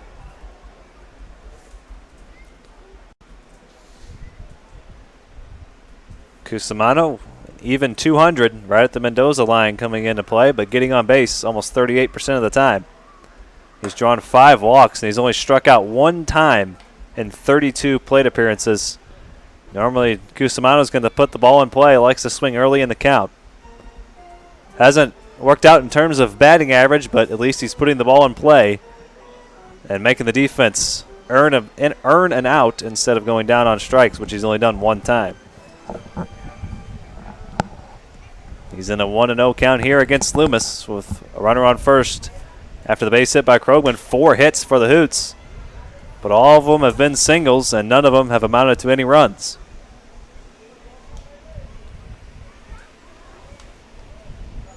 Yeah, we mentioned Loomis kind of settled in. He dealt with some adversity last inning, but worked through it, and now he's going to try to get a double play. Stranded runners on the corners, or runners on second and third, rather, last inning,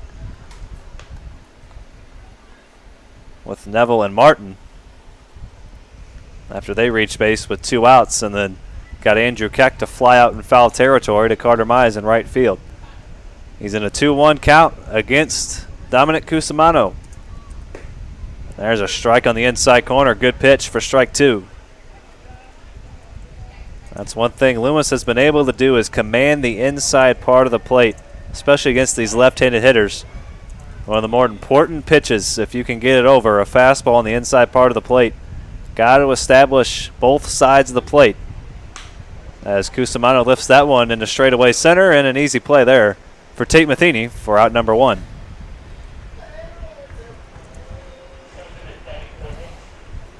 Just the second fly ball out of the evening for Loomis. He's kept the ball on the ground. 6 of his outs have come on the ground ball.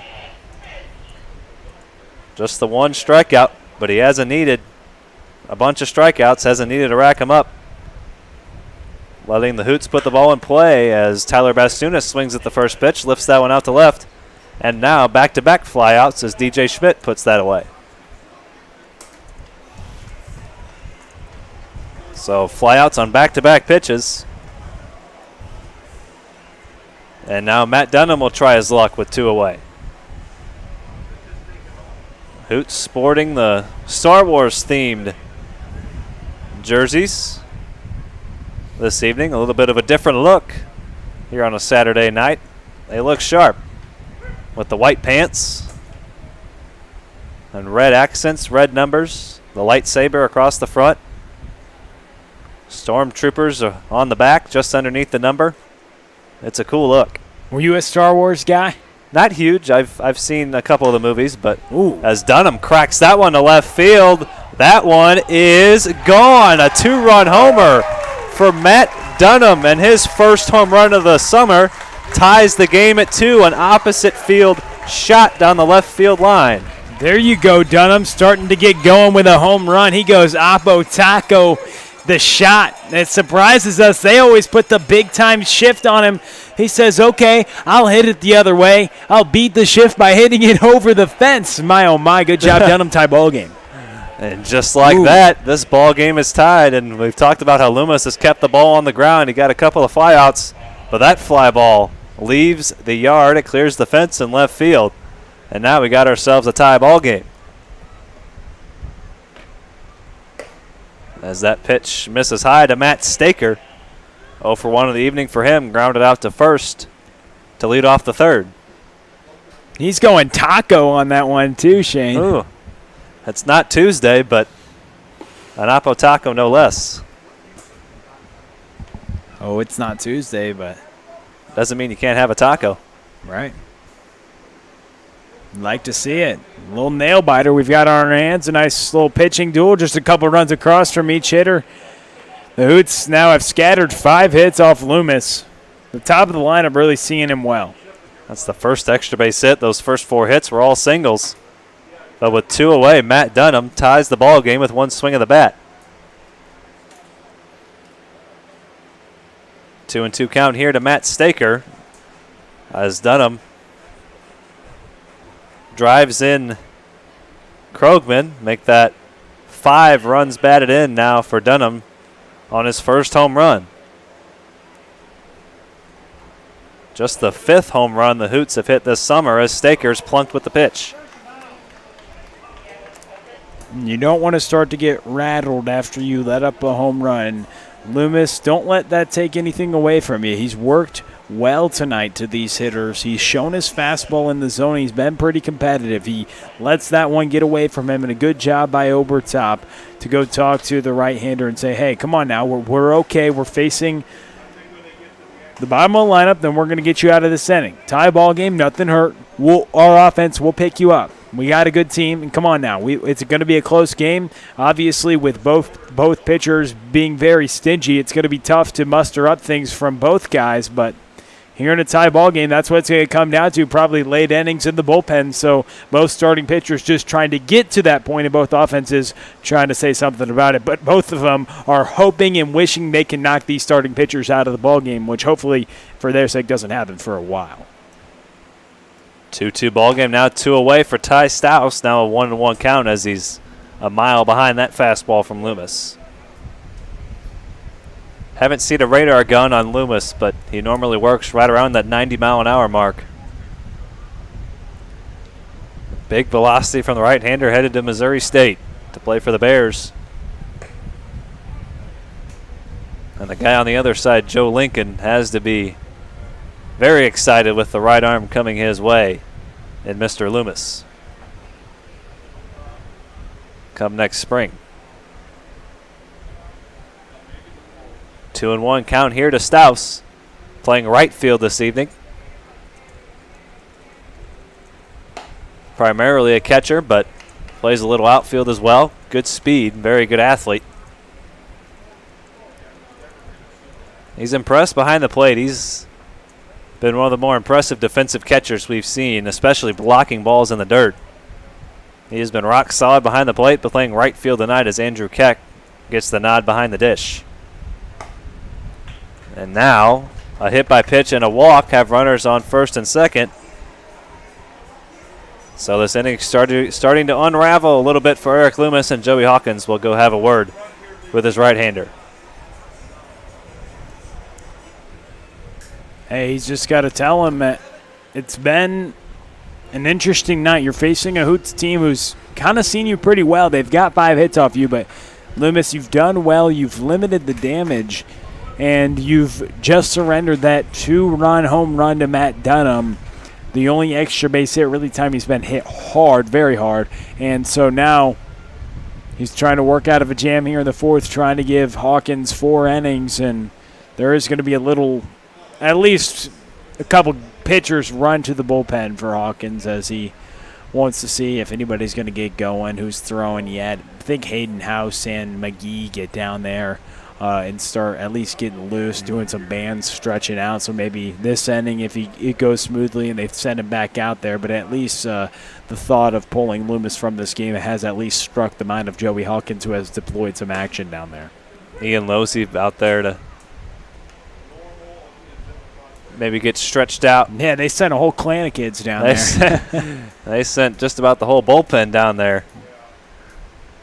Craig McGee, Ian Losey, Hayden House, as they're all getting stretched down there. And meanwhile, Evan Martin here in a 1-1 count, an RBI chance for him. Hey, maybe he doesn't tell them. They all just say, it could be me next. Always got to be ready. I kid. But Looks like they do get a little action. I think that is Losey throwing down there, Shane.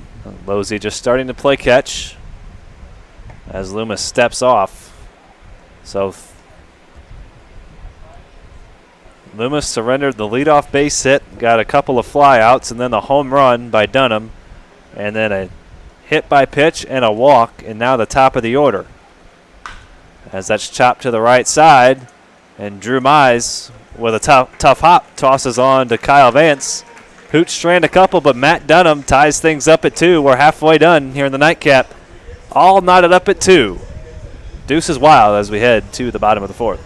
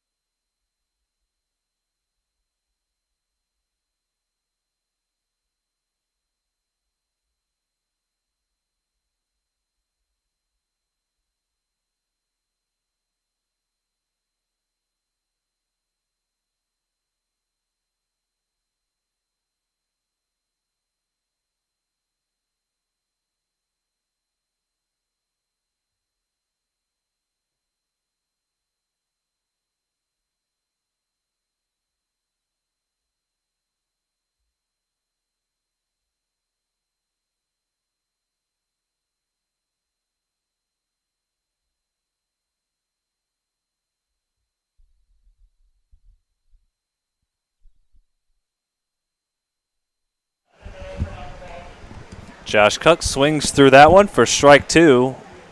0-2 to begin the inning for Devin Turbrack. He's worked a couple of scoreless since surrendering 2 runs back in the first. And he's settled nicely into this ball game. Now a tie ball game.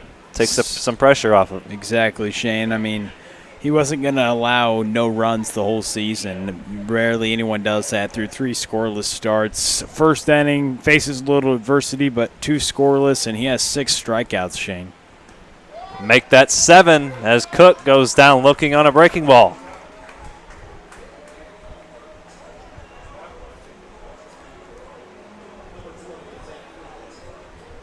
So since the 2-out RBI hit by Josh Cook, the man who just struck out, that's now 8 of the last 9 retired by Devin Turbrack. 1 away here in the 4th, and he drops a breaking ball in on Zach Freeling. Once this guy gets rolling, he's already hard to hit, but once he gets rolling, it makes it that much more difficult. And it looks like he's starting to roll here in the middle innings.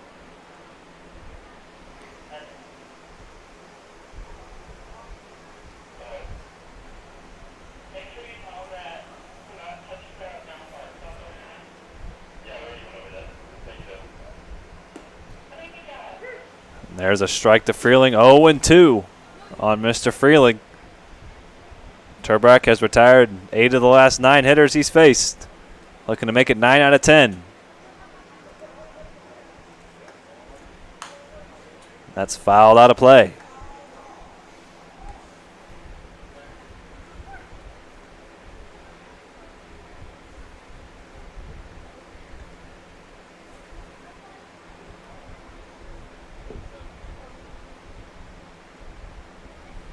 So count stays at 0-2 against Freeling.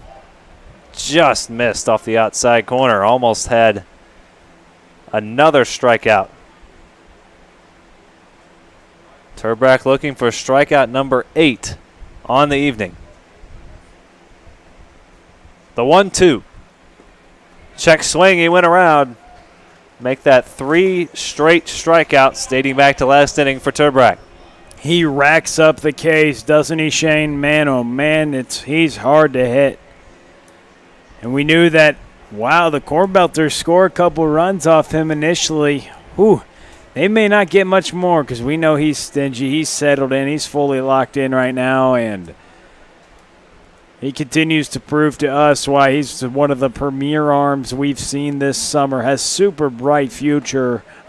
Commit to Western Kentucky, going to be a hilltopper. They're getting themselves a big-time arm. I mean, if he can add some more velocity, keep carving, you could see him potentially get picked up at the next level because he's a big-time arm. I'm very impressed with what he does on the mound. And he's in an 0-2 count against Carter Mize. He's fully locked in. And he is on a roll right now. It's fun to see him get on a roll because he works quickly, too. He works well with the catcher, Andrew Keck, as well. They have great chemistry, it seems like. There's not a lot of shaking. He's just getting it and going. The 0-2. Swing and a miss. 9 strikeouts. No walks for Devin Turbrack through 4 innings. He's locked in as we head to the 5th. All tied up at 2. Can the Hoots get him a lead? We'll find out right after this.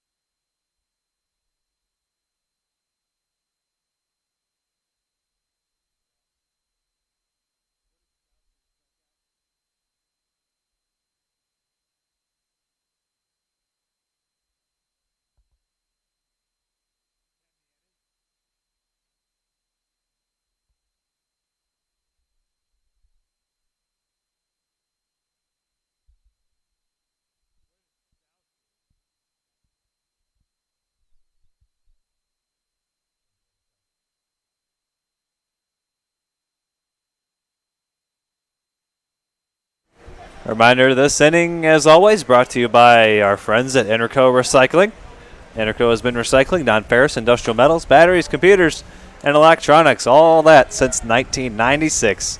Their 400,000 square foot, 45-acre facility just on the other side of the Mississippi River on the Illinois side of St. Louis. If your company has large amounts of scrap metals, batteries, or electronics in need of recycling, you can call Interco Recycling, 1-877-258-3601. That's 1-877-258-3601, or visit itcscrap.com. On the web, Interco Recycling, a Metaltronics recycler since 1996. Nick Neville, first pitch swinging against the new arm for the Cornbelters, the left-hander, the Mizzou commit, Ian Losey, who we found out the other day is going to be roommates with Austin Tresser, pitcher for the Eagles, both rising freshmen at Mizzou. The left-hander Losey making his 4th appearance here in the Car Shield Collegiate League. 7 strikeouts to 2 walks and 4 2/3 innings of work. ERA at 7.5. Good strikeout stuff from the left-hander. Was roughed up for 5 runs in his first outing against the Eagles, Austin Tresser's team, on July 7th. But in the 2 outings since then, Losey, 3 innings, just 1 hit, 4 strikeouts, 1 walk, and no runs the last couple of times he's taken the mound.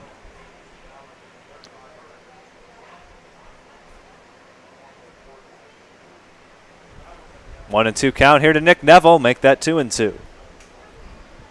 Neville, couple of base hits on the evening so far, continues to get on base and rack up the base hits here in the Car Shield Collegiate League. He and Evan Martin at the top of this order having some kind of summers.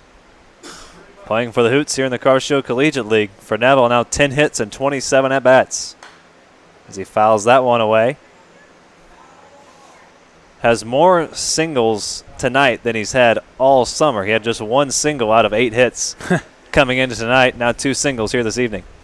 But he's continuing to produce, and it's hard. You can't shift this guy. He can go the other way. He's gap-to-gap power, and he's a doubles machine. He has been this summer.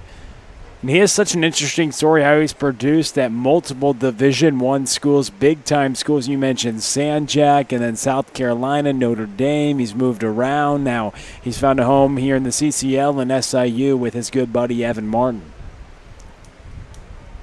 3-2 coming from Losey, and it's fouled away once again. Neville, a tough out of the 2-hole. There's a reason he has produced at the Division I level. He's produced everywhere he's gone. He's been quite the journeyman. Moved to Guatemala when he was younger.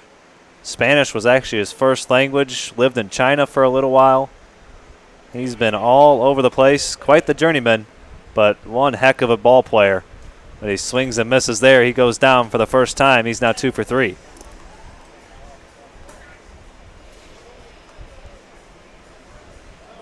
Andrew Keck now with 1 away, nobody on. Keck 0 for 2 on the evening.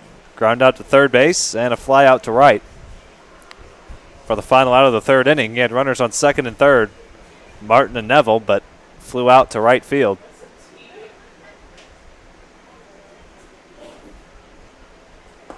As that first pitch gets away from Losey for ball number 1. Some more about Mr. Losey, the Marquette High School graduate from Baldwin, Missouri. Fastball in the upper 80s. Throwing from the third base side of the rubber. 6 foot, 180 pounds, headed to the University of Missouri. Spelled like former Cardinals hurler Kyle Loesch, but pronounced Losey. No relation to what we've seen, Mr. Kyle on the mound. No, I'm sure he gets that all the time. But no relation, but potentially could have a career like that as the left-hander going to the Division I level. They've had many pitchers drafted out of there, and one is one of the best in the league, Mr. Scherzer. You know, Max a lot Scherzer. of big-time arms out of there, so you know what they can do with pitching development. You never know as a rising freshman already can throw 90. You know, you like to get excited in these type of situations with these pitchers. I mean, you see a guy like Turbeck tonight, how polished he is. I mean, so it's fun to see because the ultimate goal when you put on the pants is, hey, when you get to college, is see what can happen. There's a good piece of hitting by Keck and a diving attempt by Matheny, but it gets past him. Carter Mize was backing him up nicely, and Andrew Keck has a 1-out double. 6th hit of the evening for the Hoots, and the last 2 have gone for extra bases. And the 4th extra base hit for Keck this summer. And his ability to drive the ball the other way is some of the best we've seen in this league. He's turned around 95 miles per hour twice into the right field bullpen, and he drills it right there to right field once again. He's big time to the opposite field. He does a good job. The former Vianney standout can handle any type of velocity, and that's huge as that's the way the game is trending, Shane. It's high velo all the time, and so that's kind of what we're seeing. He can handle any pitcher in this league, and he's done it again to another guy who can throw 90 miles an hour, and that's why he's smack dab in the middle of the order for Joe Lincoln. And he's going to take off for third. He's got good speed as well, and he shows it off with a stolen base. Love how the catcher gets after it, running the bases. I mean, he was stealing bases at SEMO. He's running all over the diamond here, Shane. I love his ability to just swipe bag after bag. Hey, if they're going to give you a free 90 feet, you ought to take it, right? Losey wasn't giving him much attention at second base. Now they're going to bring the infield in as Andrew Keck swipes third base. And now Krogman looks at a strike. That's now 5 stolen bases for Andrew Keck to lead the Hoots. And Shane, you ought to mention that things have run so smoothly at the ballpark tonight, thanks to J.C. Clemens. It's just gone great tonight. The assistant general manager in charge this evening of everything going on around the ballpark. It's been wonderful with Mr. Cromer as the public address. Andrew Marsh, not tonight, usual one for the Hoots games. And Dr. David Schmoll not in the house tonight. And a swing and a miss by Krogman. He goes down on strikes.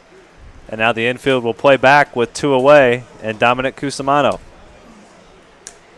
Big strikeout there to take care of Krogman for out number 2.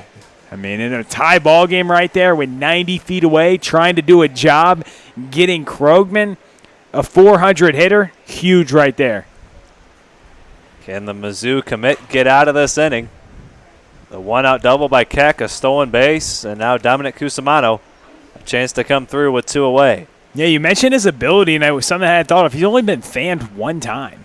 Walks 5. I mean, that's a pretty impressive statistic. He battles up there. That's chopped foul by Cusimano for strike 1, so a ball and now a strike on the Indiana State Sycamore. And that's in 25 at-bats, and he was hitting pretty well at Indiana State too, Shane. So, you know, his high clip, hit 200 right now with just 5 hits, and, you know, he's got a couple extra base hits as well, but he doesn't strike out, puts together some pretty quality at-bats. 1-2, a swing and a miss. 1 ball, 2 strikes on Cusimano. He's a tough man to strike out. Losey trying to do the job here. Can Losey get out of it? He struck out Krogman. Can he get Cusimano? The 1-2. He does. Outside corner.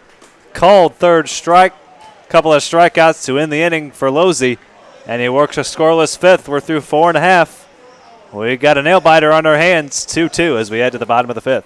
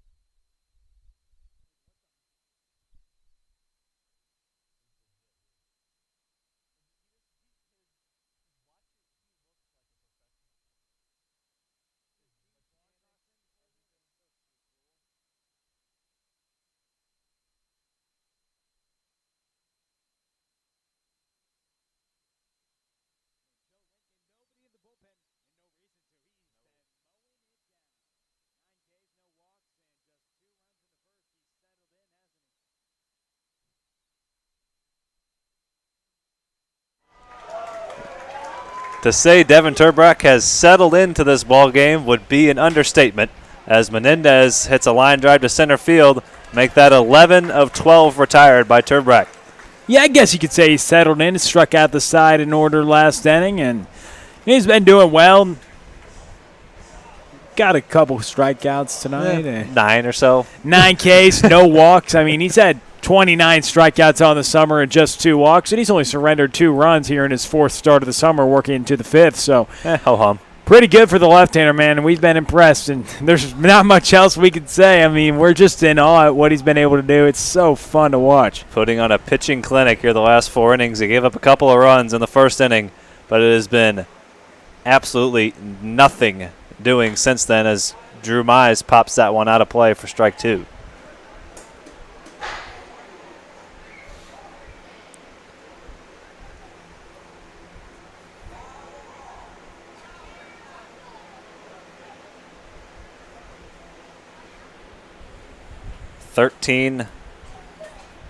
First pitch strikes so far for Mr. Turbrack.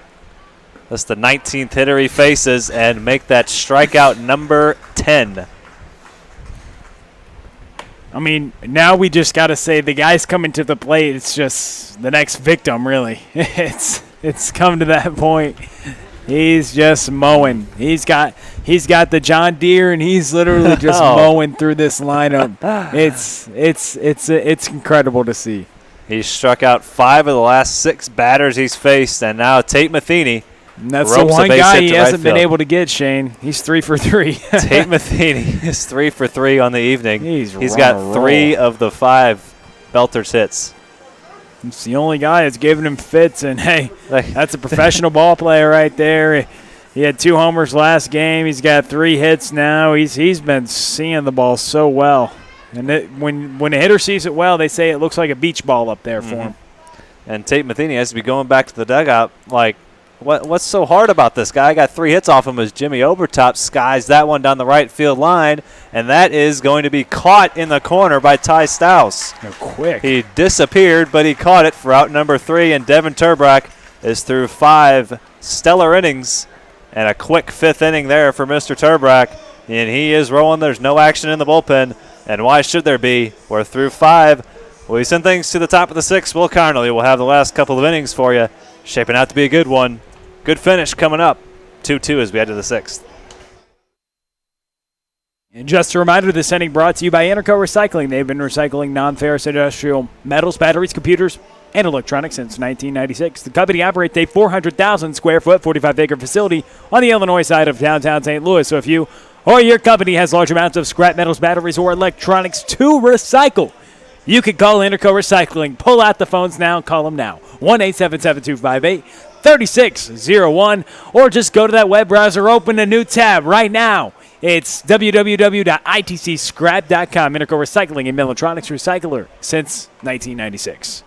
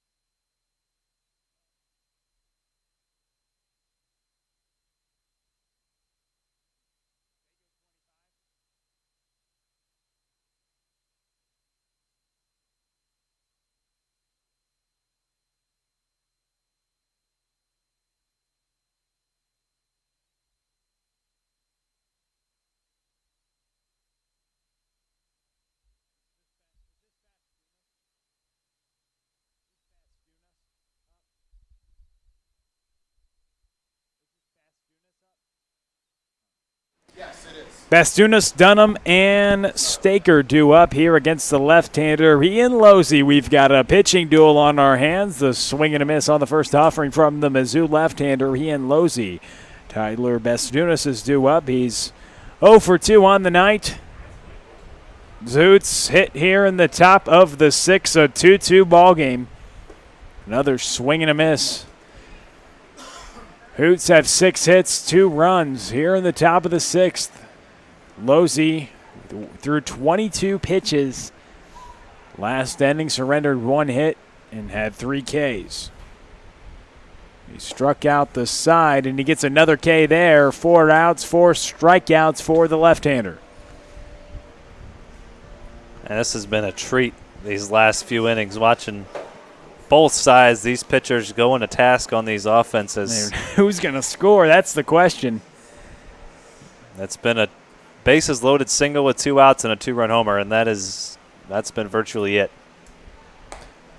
So you had the right-hander who's the rising freshman at Missouri State this coming fall. Eric Loomis worked 4 innings. He threw 74 pitches, just surrendered 5 hits and 2 earned runs, had 1 strikeout and 2 walks. So we didn't see the strikeout numbers like we usually do, but he worked through 4 innings, 4 competitive innings against these Hoots. Ian Losey now working against Matt Dunham.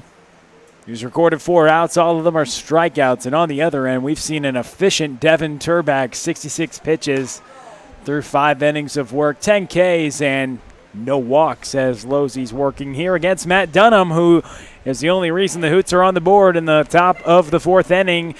Went Apo Taco for a 2-run shot, and that's why we're at a 2-2 ball game. That ball's fouled back. All started back in the bottom of the 1st inning. 2 runs were plated. The Cornbelters notched 2 off Devin Turback, but ever since then it's been goose eggs as he's responded with 4 scoreless innings, and the Cornbelters have just had fits against the left-hander. We knew that if they got a couple, runs would be limited as Losey is locked in and dealing another strikeout. He has 5 of them tonight. A swing and a miss on the upstairs pitch by Dunham. Man, oh man, Losey is locked in as he now faces Matt Staker, the Webster University infielder. Strikeouts, and more strikeouts. Strikeouts for you, strikeouts for you, strikeouts for everyone. We've seen 16 of them tonight. 16 strikeouts here between the 2 teams. Big-time pitching stuff on the mound. Here in the top of the 6th inning, Losey's working. That ball's fouled back. Losey has a chance here. He's 1 strike away from striking out the side in back-to-back innings. This inning it would be in order.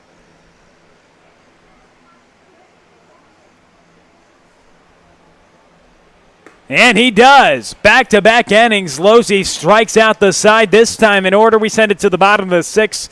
We've got a pitching duel on our hands. And Mr. Mow Ya Down, Devin Turback back to the mound. Bottom of the 6th, tie ball game.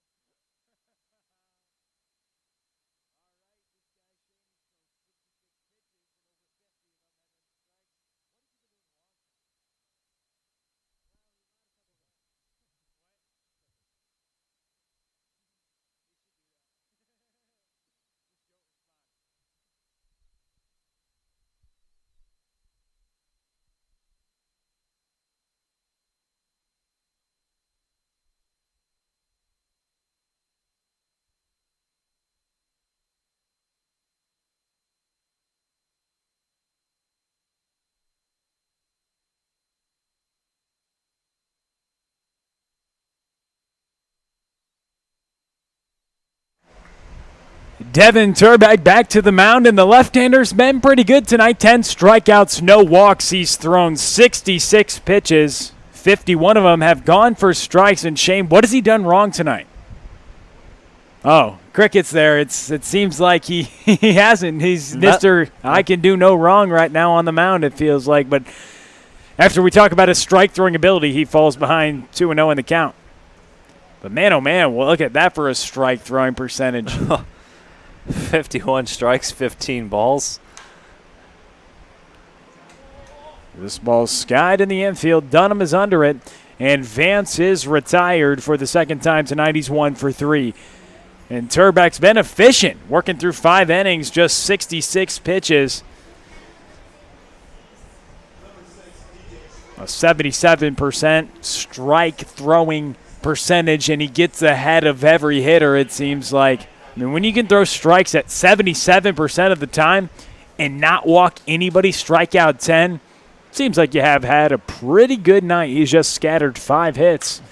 And this is a weak grounder to the shortstop by DJ Schmidt, thrown across the diamond by Neville, and 2 quick outs. He continues to mow down and be efficient. And something a little interesting there. That's the first ground ball out for Turbrack all night here in the 6th inning. He's been getting it done. Most of the outs have been a swing and a miss as he's got 10 strikeouts. He's got some pop-outs as well, but the first GB is now it brings up the DH, Josh Cook. Here in the top of the 6th, he gets ahead with another breaking ball. And this strike throwing ability, you got to say it's plus. You got to say on the 20 to 80 scale, it's pretty close to 80. It's topping the scale. It's top notch right there. As this ball's grounded to the shortstop, Neville picks it up, throws it across the diamond, and he keeps mowing him down. The man who can do no wrong, Devin Turback, has worked through 6 innings. He's struck out 10. He's walked none. We send it to the bottom of the 6th tie ball game. Is anybody going to score? We've had a pitching matchup on our hands.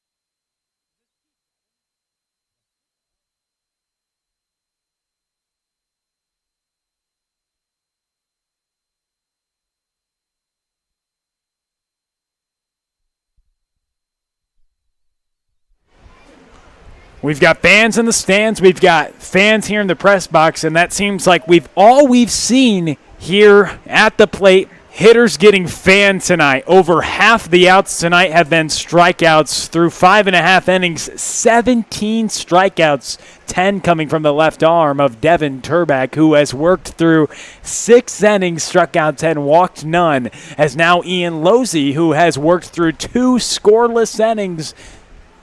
He's done pretty well tonight. Well, Shane, he's 32 pitches, 6 Ks, and no walks for the rising Mizzou freshman. He's seen what Mr. Turbrack's doing, and he's like, oh, yeah? I'll show you what I can do. Anything you can do, I can do better. So Losey has struck out the side a couple times, back out for his 3rd inning of work. He's just scattered 1 hit, 6 Ks, no walks through 2 innings. The Marquette graduate and Mizzou commit looks sharp tonight, facing off against Ty Stouse. The 0-2 tries to go to the breaking stuff, and Stouse lays off. Evan Martin is on deck, and then Nick Neville to follow. Here in the top of the 7th, these 7-inning ball games, and we think somebody's got to score somehow, some way, but it's just been carving on the mound so far. We mentioned over half the outs, strikeouts, 17 Ks. Man, oh man, it's been incredible tonight. Get out the turkey, get out the knife. These pitchers are doing some carving tonight. And almost another K for Losey. He's already working on 2 innings and 6 strikeouts. And he's been locked in tonight. We've mentioned we knew about his strikeout stuff. Coming into this game, he had 4 2/3 innings. But just 2 strikeouts. He's really showing it now as he's locked in. But he walks the first hitter, Ty Stouse, in the top of the 7th with the leadoff walk, and the Hoots make something of it here in the final frame. There's been no action in the bullpen, so if they score, it would give Devin Turback an opportunity to go complete game and get the victory. As Evan Martin comes to the plate after the leadoff walk, Stouse reaches first. Martin singled in the first, but then got thrown out at third base for the first out in the first inning. There was a couple singles off Loomis, who worked around it. Then he walked in the third, grounded out in the fourth. Now he's up here in a big spot in the 7th. Can he keep the line moving for the Hoots? Nobody out. The leadoff walk. What can they do with it? As the left-hander, Ian Losey. Recently listened to an interview with him on a podcast, on a Playmakers View podcast. Actually, a player in this league has that podcast, Jamie Burdish. He's a pitcher for the Cavemen. And he interviewed Losey and talked about a lot of his story about, he's a guy who's developed a lot of velocity over the years. And talking with Burdish, he knows that he's worked and trained with him. He knows he's a very hard worker. He's someone who's gone and really transformed and developed himself into a Division I arm as he gets a swing and a miss right there from Martin. And Martin is retired. 7 strikeouts now for Losey as Joey Hawkins makes a trek to the mound. Big spots here later in this ball game. There's a little action in the bullpen. We'll see what Joey Hawkins does. He's going to talk to Losey. It's going to be hard to pull Losey from this ball game. I mean, he's recorded 7 outs. All of them have been strikeouts. The only blemish on his night is 1 knock and 1 walk. But here in the top of the 7th, things getting interesting toward the latter stages of this ball game. Top of the 7th, tie ball game. The go-ahead run on first base in Ty Stouse, and 1 away for a guy who already has a couple hits tonight, Nick Neville. And even though the game is tied, that doesn't mean the 7th inning can't get crazy. Just because there's not a huge comeback or a walk-off or something doesn't mean the 7th inning can't get wild. Here on Star Wars night, we have a nail-biter. Top of the 7th, Losey. He gets a word from the manager, Joey Hawkins of the Cornbelters. As the left-hander Losey working to the left-handed hitting shortstop Nick Neville, who's 2 for 3 tonight with a couple singles. We mentioned those 2 singles are more than he's had all season because he's been racking up the doubles all season long with an OPS over 1,000. On the summer, 0-1 the count. The offering is fouled back 0-2. So the walk and then the strikeout. Runner on first. Neville in the box. 0-2 count with 1 out. 6 hits and 2 runs for the Hoots. 5 hits and 2 runs for the Cornbelters. And both of these pitchers, Losey and Turback, seem fully locked in as either team's just trying to scratch across a run, and it can't be done again. Another swing and a miss. Losey, another big-time strikeout, but this will be the end of his night. You could say he had a pretty good night. 8 outs, 8 strikeouts for the rising Mizzou freshman, and Hawkins makes a call to the bullpen. We'll tell you all about it when we come back on CarShield Collegiate League TV.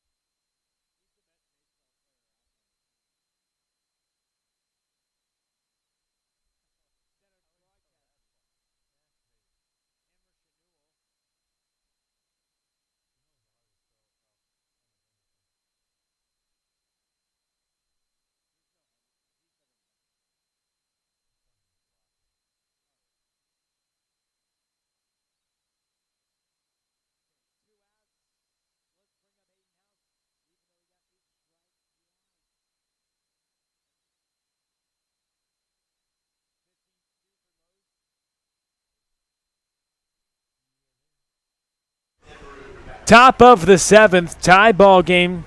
The 3-hitter up is Andrew Keck with 2 outs. The go-ahead run on first, and Hayden House comes out of the bullpen. Ian Losey records 8 outs. He gets 8 strikeouts. He's now struck out 15 hitters this summer and just walked 2. The rising Mizzou left-hander. As now House comes into the ball game, gets a swing and a miss from Keck. The first offering, 0-1 the count. Here with 2 outs, do the Hoots have any magic against a relief pitcher?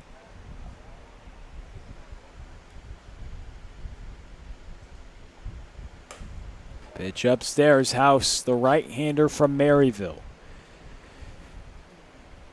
In a nail-biter, you got a tough task. Yes, 2 outs, but the 3-4 hitters 2 up, Andrew Keck and Krogman. Keck already with a double tonight.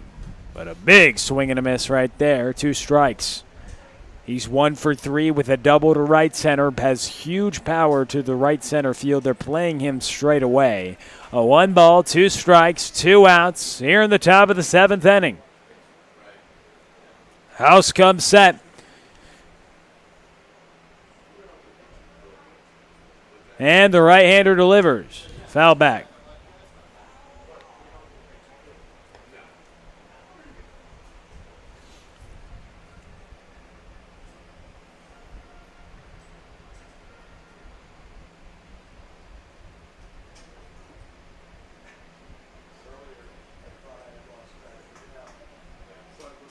Hayden House making his 9th appearance of the summer, Shane.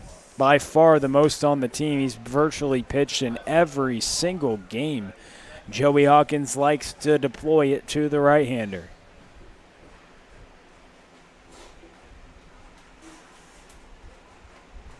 I mean, 9 appearances now, but he's thrown 9 1/3 only, so he's used in short situations, but by far the most appearances on the mound in this league. In a 1-2 count, just working to try to get 1 out and send it to the bottom of the 7th. The pitch, a swing and a miss.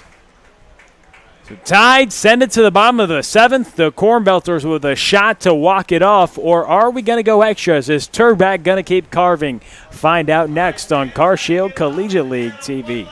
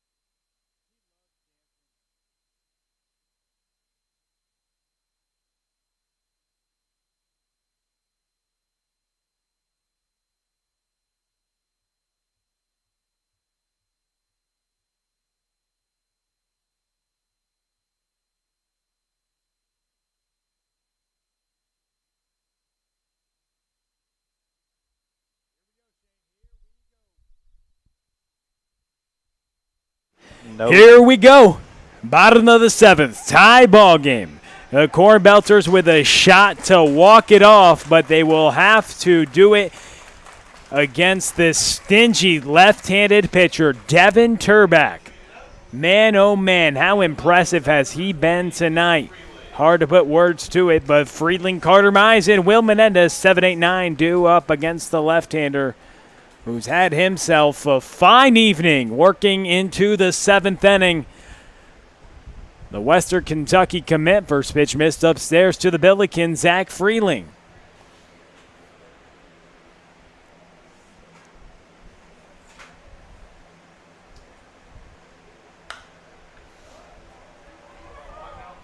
That ball's popped up to the right side. Dunham is under it, and he'll catch it for the first out. 73 pitches for Turbeck through 6 innings. He now records an out here in the bottom of the 7th. The Cornbelters looking for a shot to walk it off, but for the left-hander who has struck out 10, walked none, and has got ahead of almost every hitter tonight, throwing strikes 75% of the time. A tough task against the most effective pitcher we've seen by far in this league. The strikeout to walk ratio as a staff, how impressive has that been, Shane? 121 strikeouts and just 36 walks as a staff for the O'Fallon Hoots. And it's only gone up this game now, 131 strikeouts. Man, oh man. It's gone up this game. About 3. Add 10 Ks. No walks from Turbeck. 3.64 strikeout to walk ratio as a staff. You'll take that every single time. Here in the bottom of the 7th, an 0-2 count. Carter Mize 0 for 2 with a couple Ks. Make that 3 as Turbeck's like clockwork adds another strikeout to his total. He working effectively here in the 7th. His pitch count still in the 70s. Strikeouts on the fastball, strikeouts on the breaking stuff, strikeouts looking, strikeouts on the changeup. He is legit. That's what we'll say. Here in the bottom of the 7th with 2 outs, he faces Will Menendez. 11 Ks for the left-hander. Nobody's been able to touch him. You thought we were kidding earlier. We said no one has literally been able to touch him, and that's been the case tonight. Just a couple runs in the first, then all goose eggs as he drops in a strike right there with the slider. 11 Ks, no walks. Shane, he's thrown strike after strike, and this ball's grounded to the left side. The third baseman makes a nice play, throws it across the diamond, and it's scooped. We have extra innings on tap. Turbeck has worked through 7. We send it to extras. When will it end? Here in the Car Shield Collegiate League TV, we go to extras. Who's going to score? We find out next on Car Shield Collegiate League TV.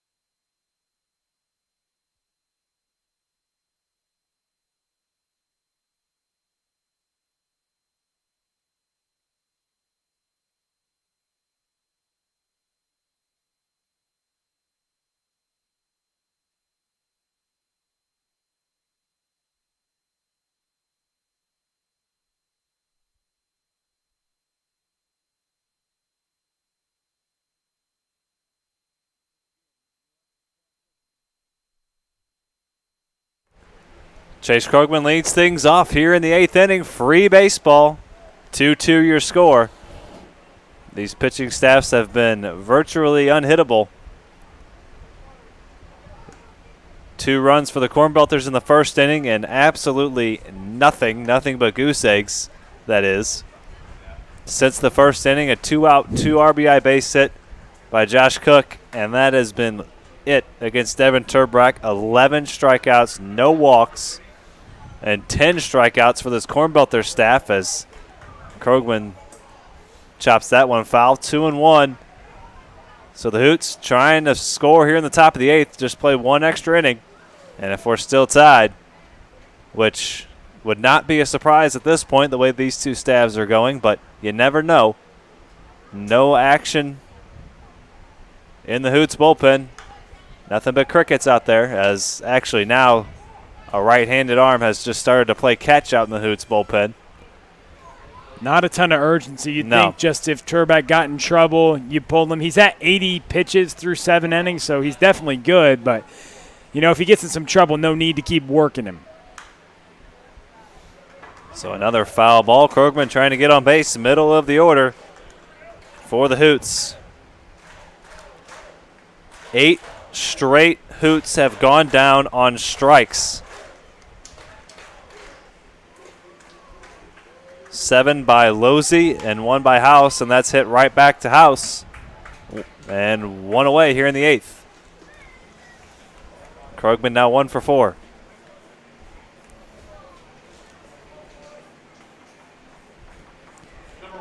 And how do you feel? You leave the park and potentially throw a complete game, almost shutty, after just lying 2 runs in the bottom of the first and having a chance. You know, it's not a wasted outing by any means. I mean, man, it's been impressive, but the Hoots trying to get a win out of it. But they've got to scratch some runs across here against this man who's making his team leading 9th appearance on the mound this summer, Hayden House.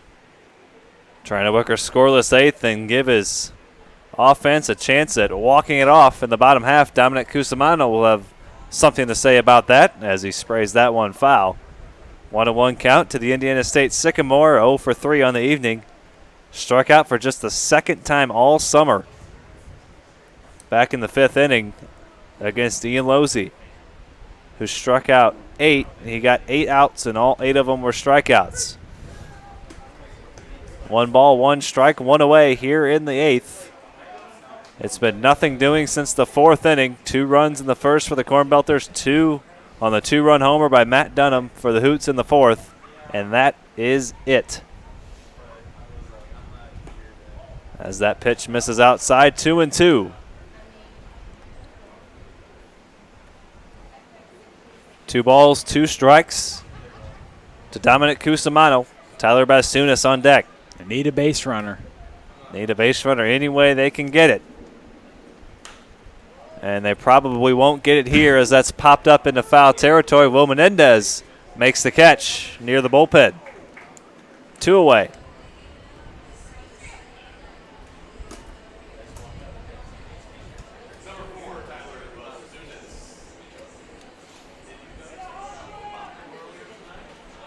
Any way you can, you need a 2-out rally if you're the Hoots. This is your final shot. They only play 1 extra inning here in the Carcio Collegiate League, so this is really it. 1 out to work with for the Hoots. Tyler Bastunas, first pitch swings right through it for strike 1. And then it feels weird as the pitcher. You know the best you can do is tie this ball game, but when you go back out there next inning is for Turbeck's sake. But the Hoots looking to see if they can muster up something here with 2 outs. Man, oh man, these interesting nail biters. We've got another one here. The first place Cornbelters, the 3rd place Hoots. You've ought to love it tonight, Shane. It's been so fun. It's been a treat to watch these pitchers go to work. Electric strikeout stuff. And that's roped into right field. And hold the phone just a second on this top of the 8th as Bastunas delivers a 2-out base hit. Stop the presses. Hold the phone. Stay online. Matt Dunham, he's already gone yard tonight. He's swinging it well. He went opposite field, 2-run home run. Those are the only 2 runs that the Hoots have. Can he make it more? Can he double the score here? Hoots looking for any type of runs against Hayden House. And the way Turbeck's rolling any lead right now seems like an insurmountable task. Matt Dunham trying to provide some 2-out pop here. Good pitch by House for strike 1 on the outside corner. So any lead you mentioned, any hitter. Been calling them victims. 11 strikeouts, no walks, 80 pitches through 7 innings for Turbrack. And there's a strike to Matt Dunham. No balls, 2 strikes. Hayden House trying to work a scoreless 8th. Tyler Basunas with a 2-out base hit. No balls, 2 strikes. And the side armor delivers. Outside. Just a bit outside on the fastball. Cornbelters dugout wanted to know where that was. It was a little off the plate. Just a little bit. Not by much. Now Matt Dunham with a 1-ball, 2-strike count. Hayden House, the 1-2 delivery. Went with the slider and missed it outside, got away from him.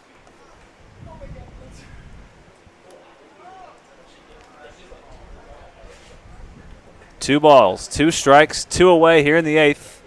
2-out base hit by Basunas. Hoots trying to give Devin Turbrack a lead in extra innings. Strike 3 called outside corner, and Dunham has to be saying that's the same pitch you called the ball 2 pitches ago. But Dunham goes down on strikes, and now the best the Hoots can do is tie. Can Devin Turbrack keep it that way? We head to the bottom of the 8th. Cornbelters will try to walk it off. Final shot coming here in the bottom of the 8th.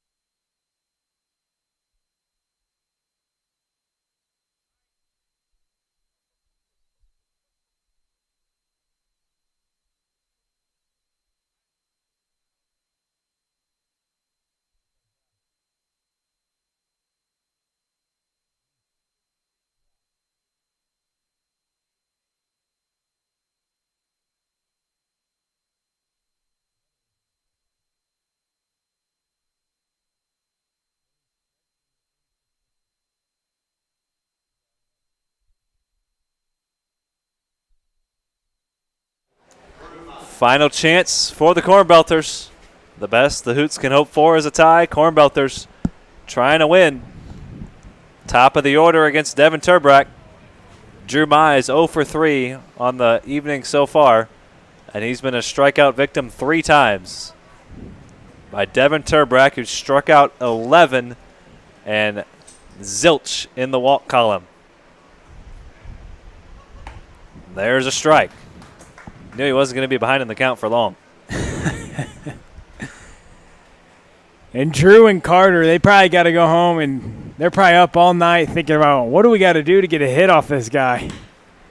Drew Mize might have one here. He hits that hard to right field, but it's been that kind of night for the Cornbelters as Mize lines out to right field. Because Drew and Carter, and we're not shorting them at all, but combined they're 0 for 7 with 6 strikeouts, so the two brothers might be going home saying, what's going on? But Tate Matheny, somebody, now things get interesting. One swing of the bat can win this thing. 3 for 3, Shane. 3 for 3 on the evening for Tate Matheny. He's got to be saying to his Cornbelters teammates, what's so hard about this guy? I'm 3 for 3. He's the only guy who's saying that. He's got 3 hits, a double, couple of singles as he swings through that one. He was trying to end it with one swing. mean, if you have the dinger card, you ought to drop it now. The league leader or tied for the league lead in home runs. He has 3 hits tonight. He's seeing the ball well off Turbeck, the only guy who has 3 hits of the 5 Cornbelter hits off this left-hander. The 1-1 down low. Josh Cook has a hit as well. And Kyle Vance a double back in the first, and that's it. Just 1 hit since the 3rd inning as Tate Matheny swings through that one. Nasty changeup there from Turbeck. He's had all 3 pitches working. He buried that, baby. That's when you get a guy to swing at one in the dirt. He's working into the 8th right now, and he's still locked in. Can he make it a dozen strikeouts? A 2-2 to Tate Matheny. Not just yet. Oh, he tried to climb the ladder. He hasn't tried to do that too much tonight. I mean, he's got a couple Ks on that fastball. He's mainly gone to the changeup and slider. But, you know, when you see a guy 4 times, you got to be creative with the way you're going to get him out. But, here we got here, full count. Just the second 3-ball count of the evening for Turbeck. And strikeout numero 12. 12 strikeouts, no walks. The Southpaw's got a dozen for you, and he's not walked anybody. Look at his strikeout to walk ratio for the season. How about 32 to 2? That's easy math. And there's a first pitch strike. If you're a pitching coach and you're setting your goals for the season, you say a guy comes out there 32 to 2 strikeout to walk ratio. Pretty nice stuff for the left-hander who still has only surrendered 2 runs this whole season. And that's hit hard to short. Nick Neville on to first base. 8 innings of 2-run baseball. And that is going to do it for the evening and Devin Turbeck's night. 8 innings, 12 strikeouts, no walks. And that's going to do it. The Cornbelters and Hoots tie at 2. And how fitting on a night where pitching dominated, we end in a tie, 2-2 after 8 innings. We'll be back to wrap things up right after this. Our game ends in a 2-2 tie. We'll be wrapping things up here shortly.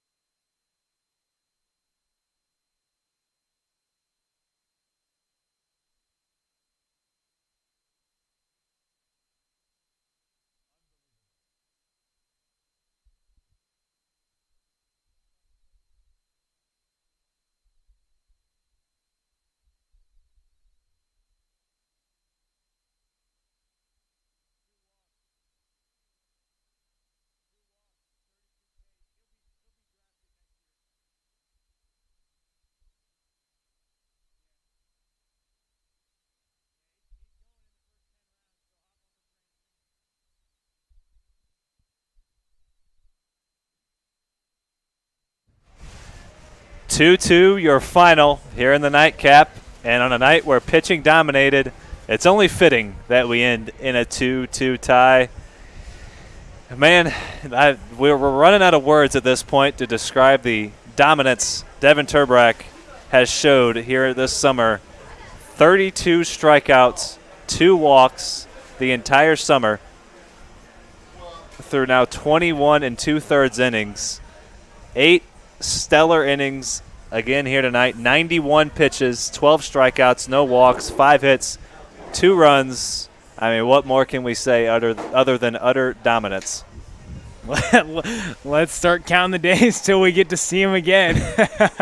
I mean, man, oh man, you get Mr. Cromer here on the public address. First time he gets to see him pitch, I was talking to him before the game. You're in for a treat. He's going to work both sides of the plate, throw a slider, changeup, and 2-seam. No one's going to touch him. A couple guys did touch him in the first, but man, oh man, oh man. I mean, he's let 2 runs through 4 starts, 32 Ks and 2 walks. I mean, That's all I got to say is you go home, you go to the drawing board, you put a couple tallies until the next time we get to see him throw. That's really all I got. Joe Lincoln's staff continues to dominate.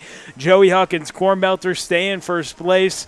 The standings are tight in the CCL. You got to keep watching them. The screws are hot in the Car Shield Collegiate League. Everybody's playing well, it seems like. And that's why we have this tie. Man, and Shane, I loved it tonight. I had a great time at the ballpark calling the game with you because we got to see something we love, competitive baseball. You know, you get to see an Apo Taco homer. You get to see guys absolutely carving. I wish they could play this one out to the finish. We could have watched this for another 3, 4, 5. We could have gone 15 innings of that, and we would have been perfectly fine. We would have enjoyed the heck out of it. But we got to call it after 8 innings. Just one extra inning here in the Car Shield Collegiate League. Got to save some arms. Turbrack, 90 pitches, 12 strikeouts, no walks, and we can't forget about the Cornbelters pitching staff either. Just a 2-run homer, and that was it. Ian Losey out of the bullpen. Man, how good was he? Ian Losey, I mean, he comes out. Every single out he gets is a strikeout. He comes out and strikes out 8 guys in, 2 1/3 innings? 2 2/3. 2 2/3. I mean, man, oh, man.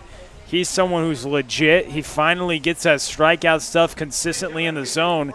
And literally, when we talk about not touch anybody, nobody touches him. Nobody touches him, and there wasn't a whole lot of offense in the nightcap. Just a two RBI single by Josh Cook, a 2-run homer by Matt Dunham, and that was it, a 2-2 tie. So for Will Connerly, I'm Shane Holsey. So long from Car Shield Field. Have a great rest of your Saturday night. And have a great rest of your weekend. We'll be back for 3 games tomorrow starting at 1:30 p.m. We'll hope to see you then. Have a great rest of your night. Good night, everyone. Stay safe and stay healthy.